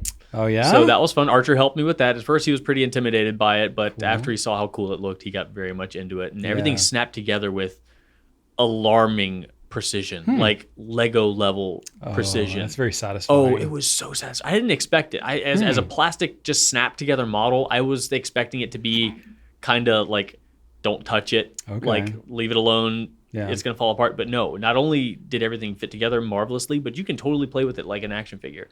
Like, it is solid. It looks awesome.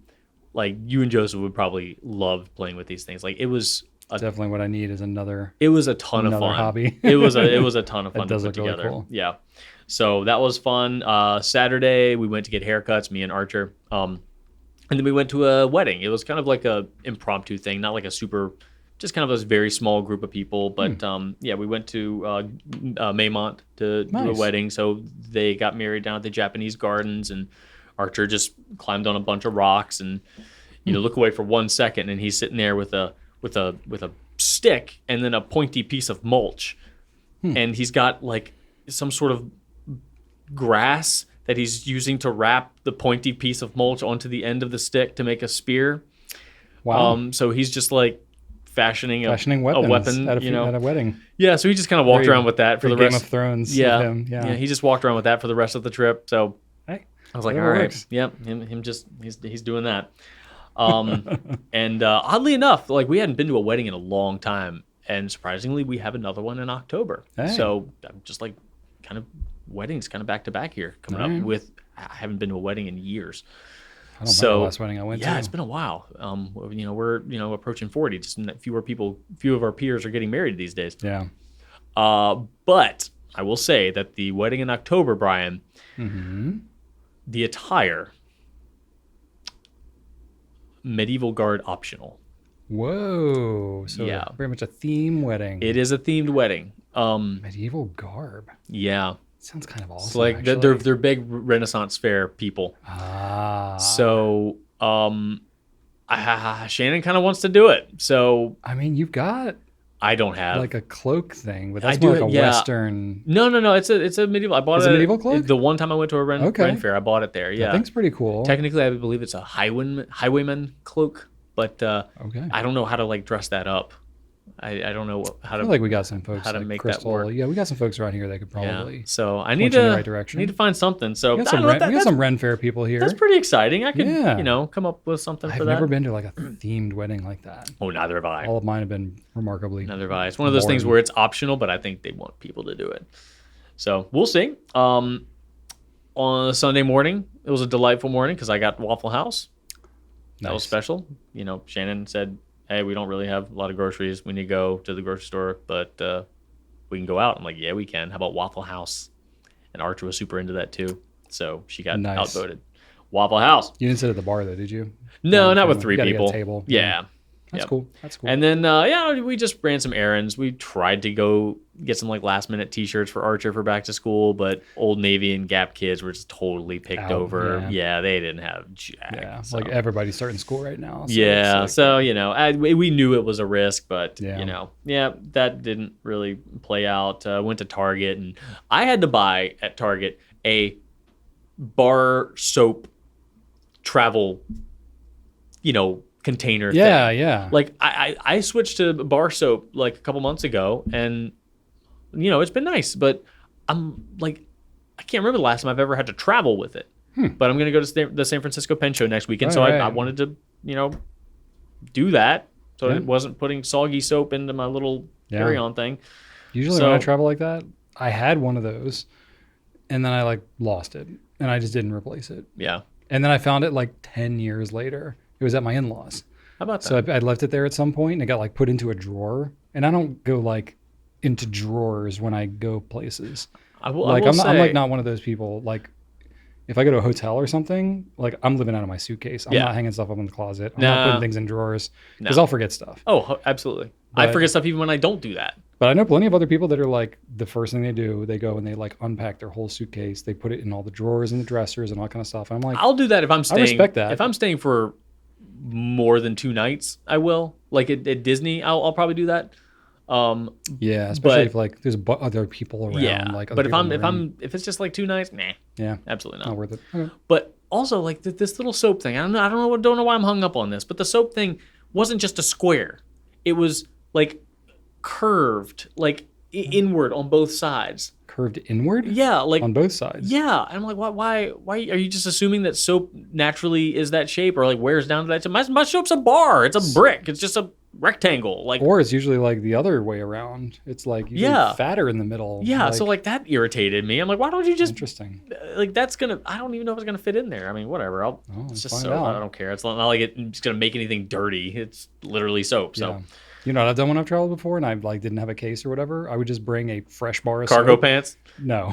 I would bring like a brand new bar of soap like in the box. Yeah. Use that on my trip and then just leave it. That's not crazy. Yeah. Soap's pretty cheap. I've been ordering soap from a website. Oh, I know. Getting kind of bougie here, aren't you, Drew? Brian K, who got me started doing the fancy shaving, ordered his shave soap from this website that there was a shave soap that smelled really, really good. And he's like, well, they make that in like a body soap too. I was like, really? And I liked the way it smelled, so I ordered some. So yeah, there you go. I'm on my third bar. Yeah. All right. So yeah, that's really weird. I never thought I'd be the type of person ordering soap on the internet. Guys now, huh? Yeah, I just like the way it stinks, man. All right. And then first day of school, as you know, that happened.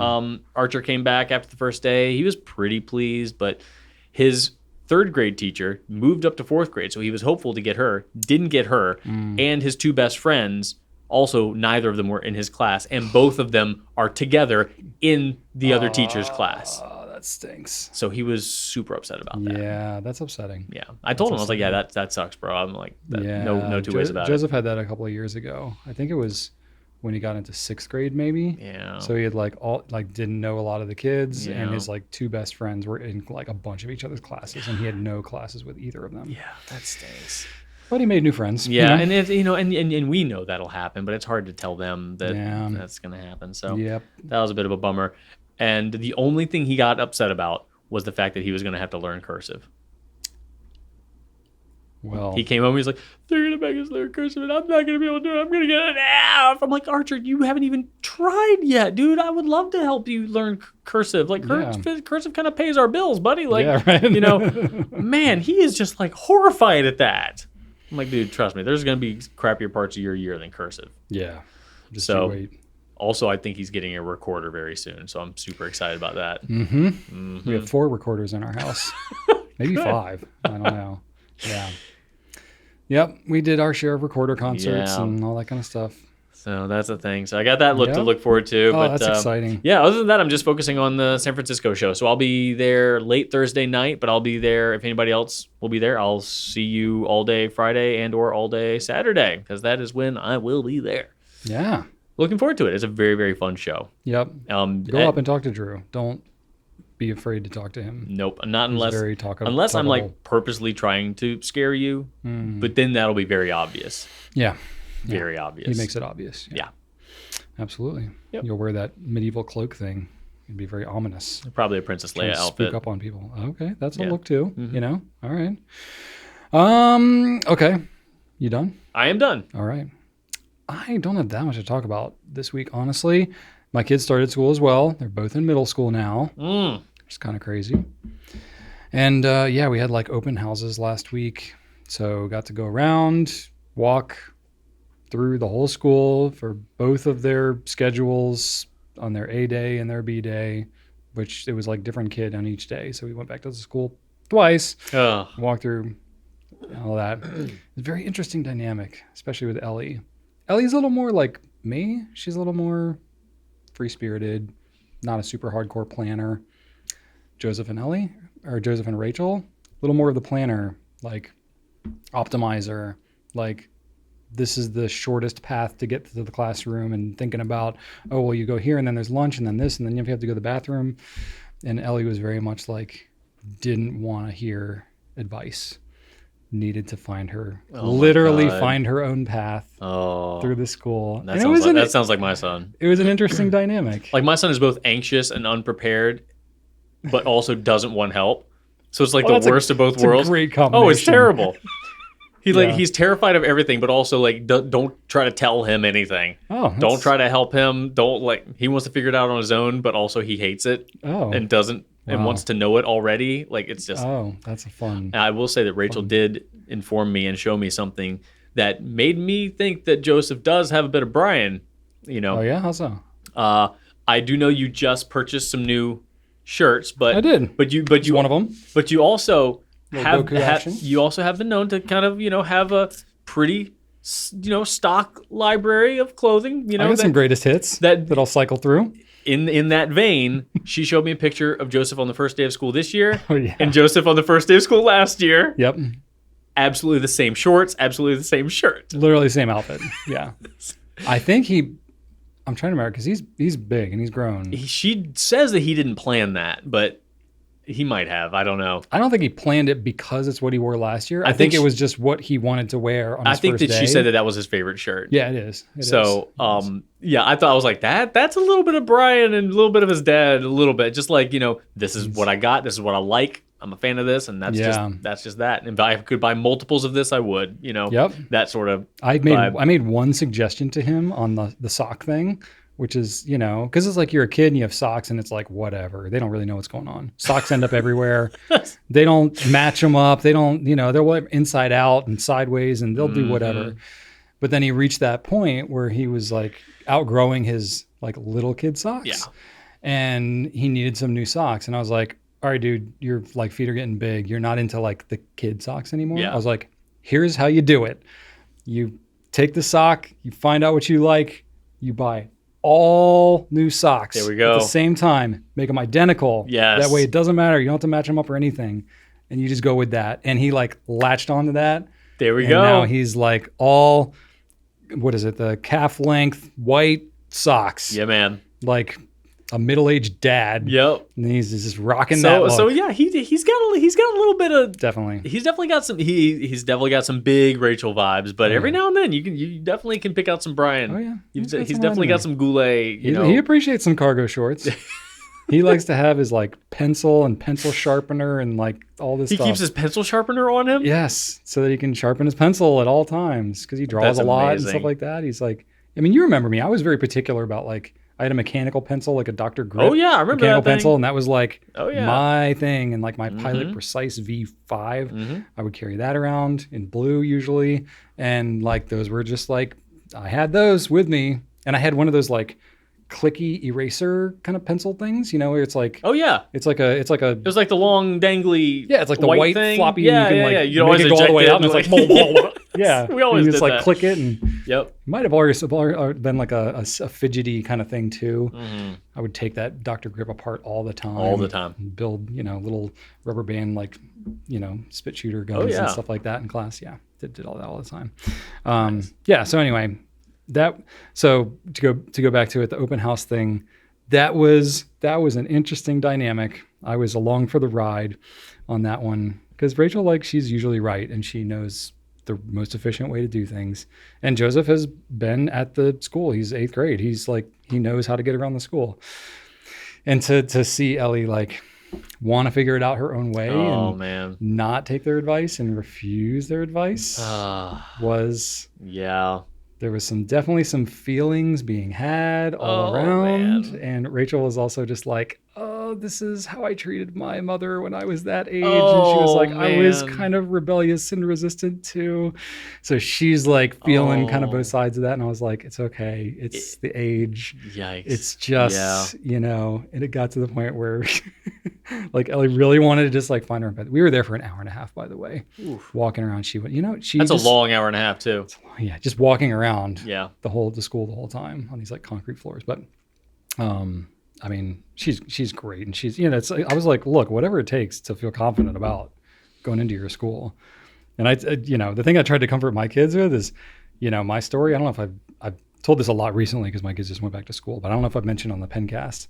So my first day of 6th grade, we're in kind of a rural area, so like the middle school and the high school were next to each other, and it shared the same bus route. And I had an older sister. So her first day of 9th grade in the high school was my first day of 6th grade.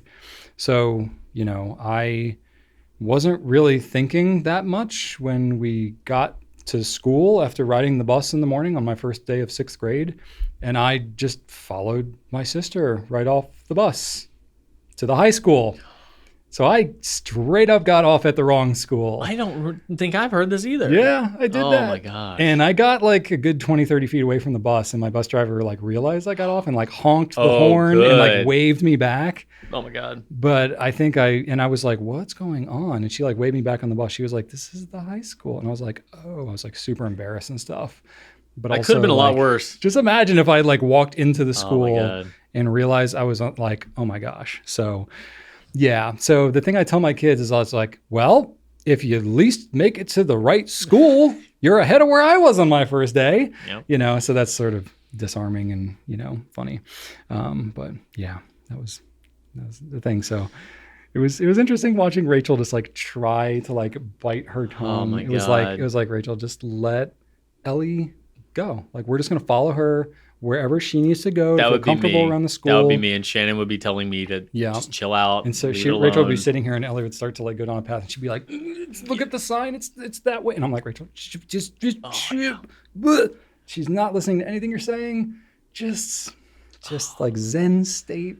And just, you know, it's interesting, these dynamics. With the Yeah, it's family, weird. Like you know? Shannon and I'm usually the more calm, relaxed one when it comes to, you know, anxiety and stress. Sure. But with Archer and helping him, like I'm the one that has a hard time not telling him the right way to do things. So I'm way more particular about things than she is. She's always the one in any other aspect of our life. I'm the one that's a little bit more like, you know, hey, let's just roll with the punches. You know, there's nothing we can do. It just is what it is. Yep. But when it comes to Archer, I just like, no, it's not. That's not the way. You got to make sure. And she's the one that's just like, how the turntables. I have to look at her, see if she's giving me the look, and I'm just like, okay. Not gonna worry about it. It doesn't affect me. It doesn't negatively affect me. It is interesting how different things like trigger certain memories. Him getting into the bed and covering up with just his comforter, lying on top of the sheets, but he's covering up with the opposite end of his comforter because it's twisted down at the bottom. I'm like, that doesn't affect me. Doesn't affect me. If that's the way he wants to cover himself up, that's fine. Yeah. But inside, I'm screaming. Yeah. I'm just like, just straighten it at least. Like, Gotta find their own way, man. Yep. Gotta find their own way. I'm getting better. It's good. Good. You're growing. Yeah. I've even talked to him about it. I'm like, because the boy gets in his bed the most irritating way is just laying on top of things, laying the wrong way. I'm just like, argh. And I told him like, hey Archer, this doesn't bother. I'm going to stop worrying about this because it doesn't affect me. It doesn't negatively affect me. I just want you to know that your dad's working on some stuff too. Yeah. And that's something that used to, you know, I had a hard time with it, but I just want you to know, like, just because I tell you that you need to work on some stuff doesn't mean that I'm not also working on some stuff. Yeah. We've all got things working on. And I want you to know that this is something I'm working on. Yep. So you could let me know. It's a double-edged sword sharing that kind of stuff with your kids because then they are able to point that kind of stuff out to you later on. Yep. I share the things with him that I don't mind him pointing out. Like little things like that. Like, yeah, I'll give him, because I think it's a good gesture. And I think that that transparency is healthy. But anything more serious than that, I might keep to myself for the time being. But well, it'll come out at some point. Yeah, probably. They'll pick up on more than you want, and then it'll happen. I have no doubt. Yeah. It's interesting for me though, because like both kids are at the same school now, and that hasn't happened in years. Yeah. Years. So they were like little kids, like basically in like booster seats last time I was driving both of them to school at the same time because they've been going to separate schools. And to have both of them in the car this morning as I was driving them in, I was like, this is a new dynamic. Oh, yeah. Like for me, especially because like normally we go places as a family. It's not as often I'm alone taking both my kids somewhere. Yeah. So just working that dynamic out. This feels weird. Who gets the front seat? It was Ellie, of course, because it wasn't even conversation. She just went right for it. Oh my God, that girl. Listened to Hamilton songs on the way in. Nice. Belted out some good Hamilton songs. So that was fun, you Love know. it. Because I was like, okay, both kids in the car, whose playlist do I play? Because they each have their own music playlist. But they have The some Nation's overlap. playlist. Yeah. Hamilton's a good middle ground. They're both happy with that. Fantastic. So I'll have to see kids. how long. I mean, Good kids. might keep up with it. Anyway, okay, then we talked about like hobbies and things where you kind of like cut yourself off and stuff like that. We've been known to discuss hobbies here. I feel like I'm teetering with that right now Uh-oh. because thanks to BK, the other Brian, or I call myself the other Brian. He's Brian. I'm the other Brian. But yeah, he had this lock picking set. Oh yeah. Has he shown you that thing? He told me when he ordered it. Yes. So I've watched lock picking lawyers. Oh and stuff on YouTube He and all did that show kind me of the stuff. set. The little it's clear, like the it's a clear lock. Yep. lock with some lock picking tools, so you can like pick this like He did show me that, type of lock that it's called, but I've had some interest in doing that before, but I never wanted to fully get into it. And full disclosure here, I actually have like a whole lock picking set because Brian Gray of Edison Pens also got really into lock picking. That doesn't surprise me and he was, one bit. Yeah, I know. And he was like, I got super into it and like I'm pretty good now. So he's like, I'm just going to send it to you. You keep it for a while, play with it whenever you want, and send it back to me at some point. And that was like at the start of COVID. And I have not touched this thing since then because I was like, this is too much. And then, Brian gave me that one. I was like, oh, this is actually kind of cool. And then I was just like, it's just another thing. So I don't know. We'll see. But it was pretty fun to be able to like pick a lock. I mean, yeah, you've got like 17 sheds. You need to be able to get into them if you lose the keys. I know. It's pretty fun. There's so many different types of locks. I know. I like watching that channel from time to time. I know. So anyway, I'm on the precipice deciding if that, but of course I'm like in the living room, like showing Rachel that, and she's just like, now you're lock picking? Oh yeah. The hatchets aren't enough, the archery, the throwing knives, the tree felling. Oh yeah, like, that's where me does it end? That's me telling Shannon about like all the roadblocks I'm hitting with this Halloween costume I'm making for Archer. I'm like, all right, so here's what happened. I sanded this down and I was gonna glue this part to this part, but then I realized that that's not the part that needs to be sanded. That's the opposite end. So then I had to just switch this around and I made it work. She's trying so hard. She's so nice. She's trying so hard to be like, wow, that's really really good problem solving. I'm like, wow, okay, yeah, thank you. You know how much Rachel tries with that type of stuff. It sounds like Shannon probably tries more than Rachel does. Rachel won't feign interest. I'll put it that way. By trying, like she's listening and trying to track, but then she reaches the point where she's like, you can stop talking now. Like I'm not absorbing anything.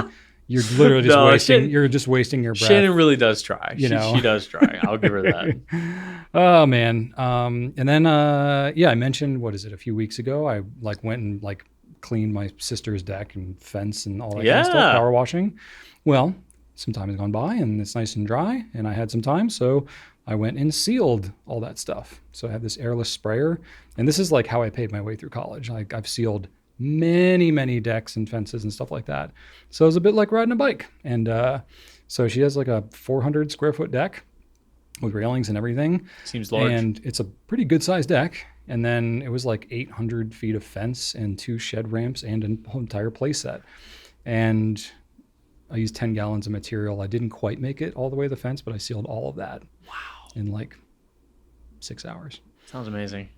I love sealing because most of my day here at work is like, let me have a meeting and come up with an idea and we'll try something, and 3 weeks later we'll see if maybe it did something. And it's nice to be able to point and say, well, look, I did that thing. Yeah, not as directly tangible. Yeah.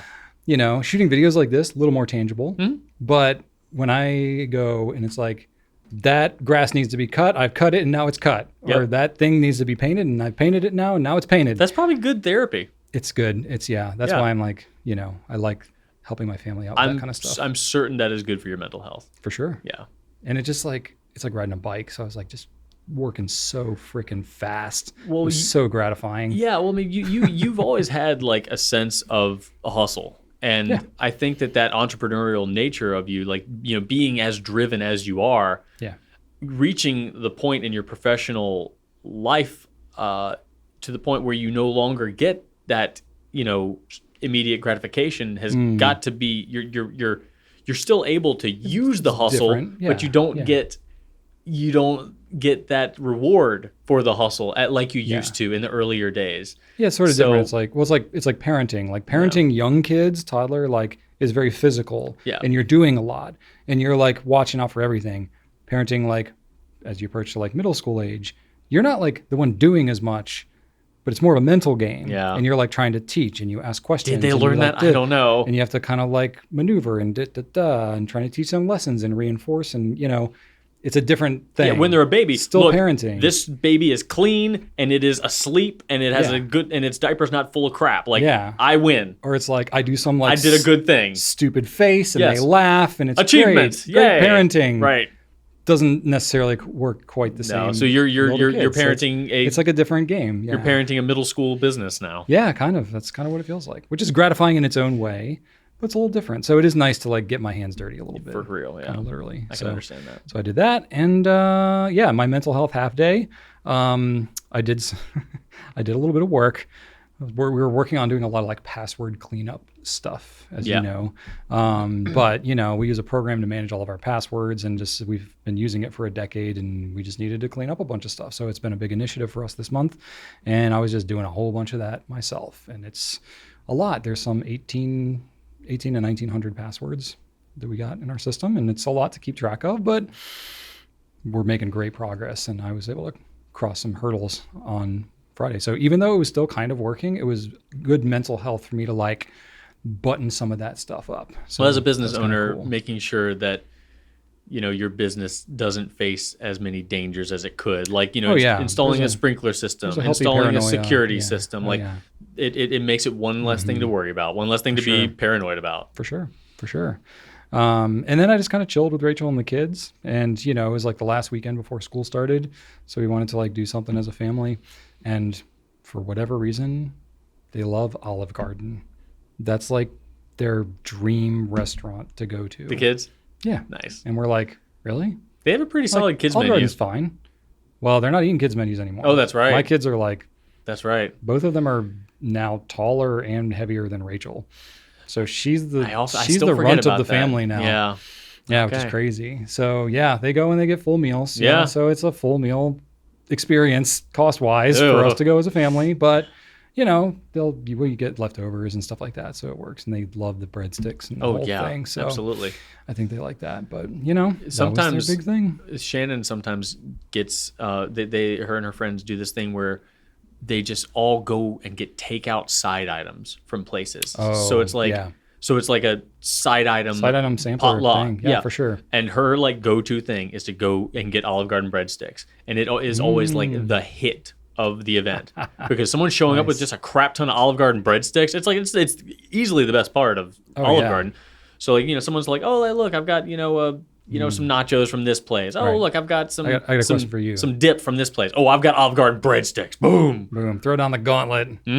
What restaurant do you think has the best bread?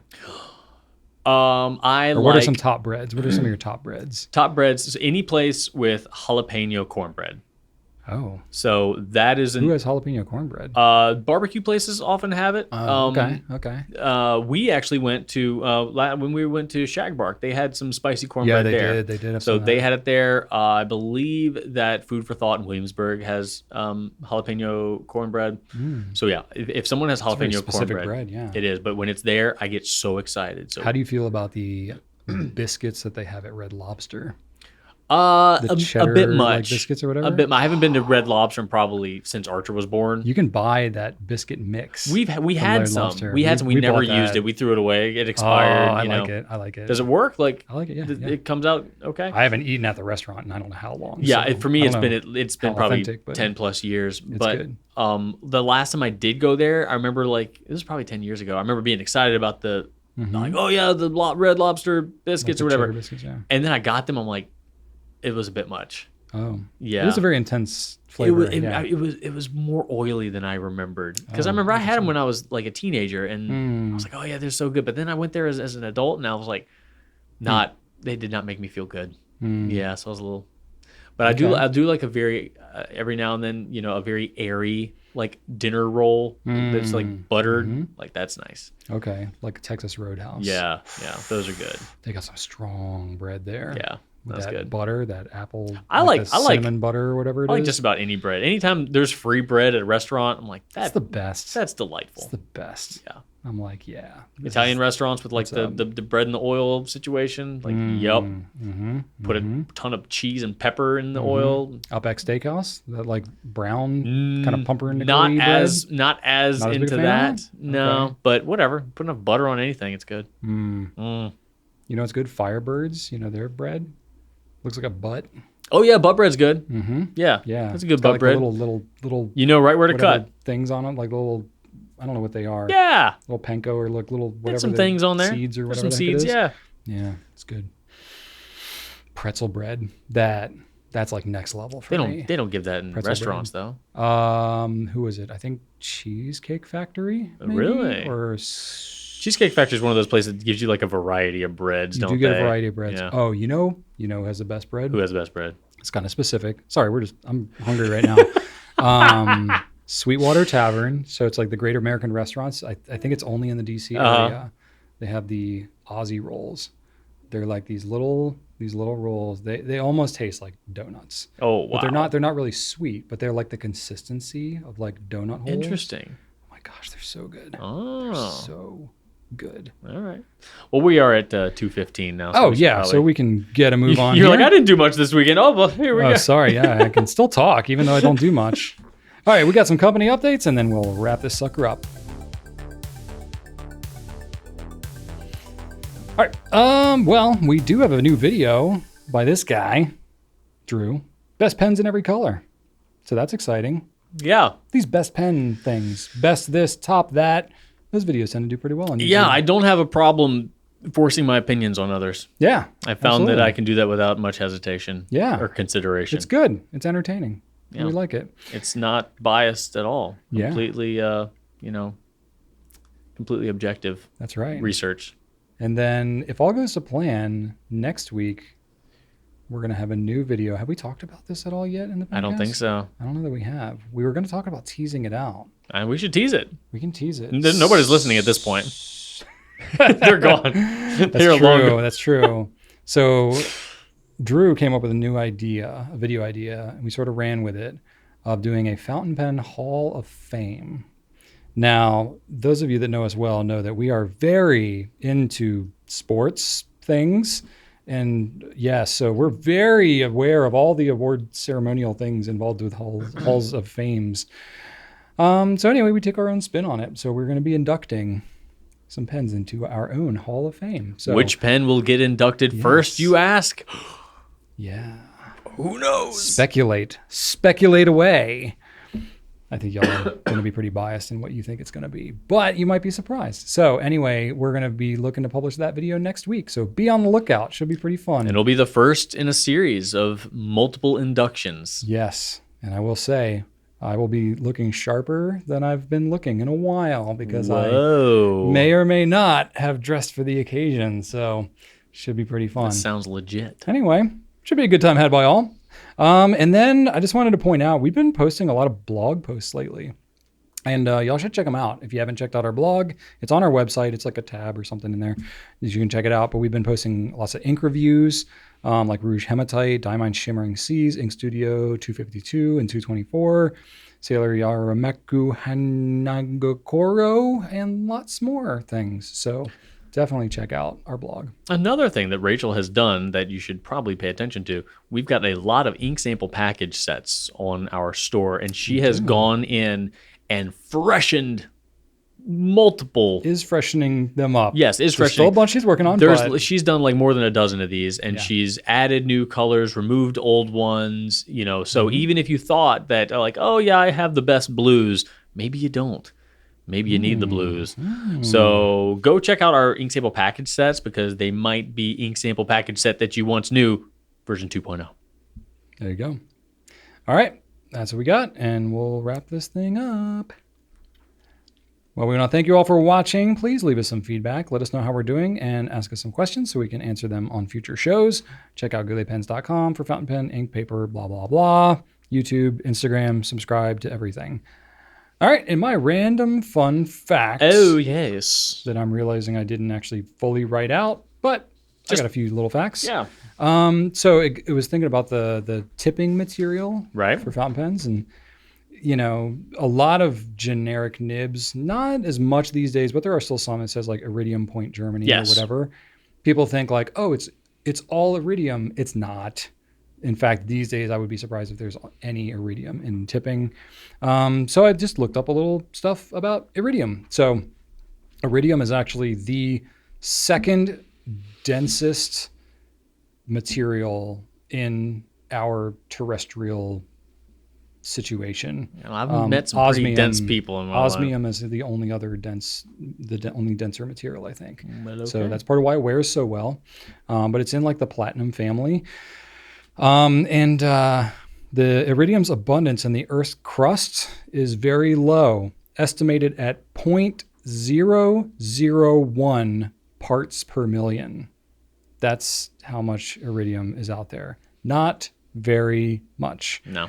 As I mentioned earlier in the Pencast here, it basically comes from meteors that struck the Earth millions of years ago, and we've kind of harvested a bunch of it.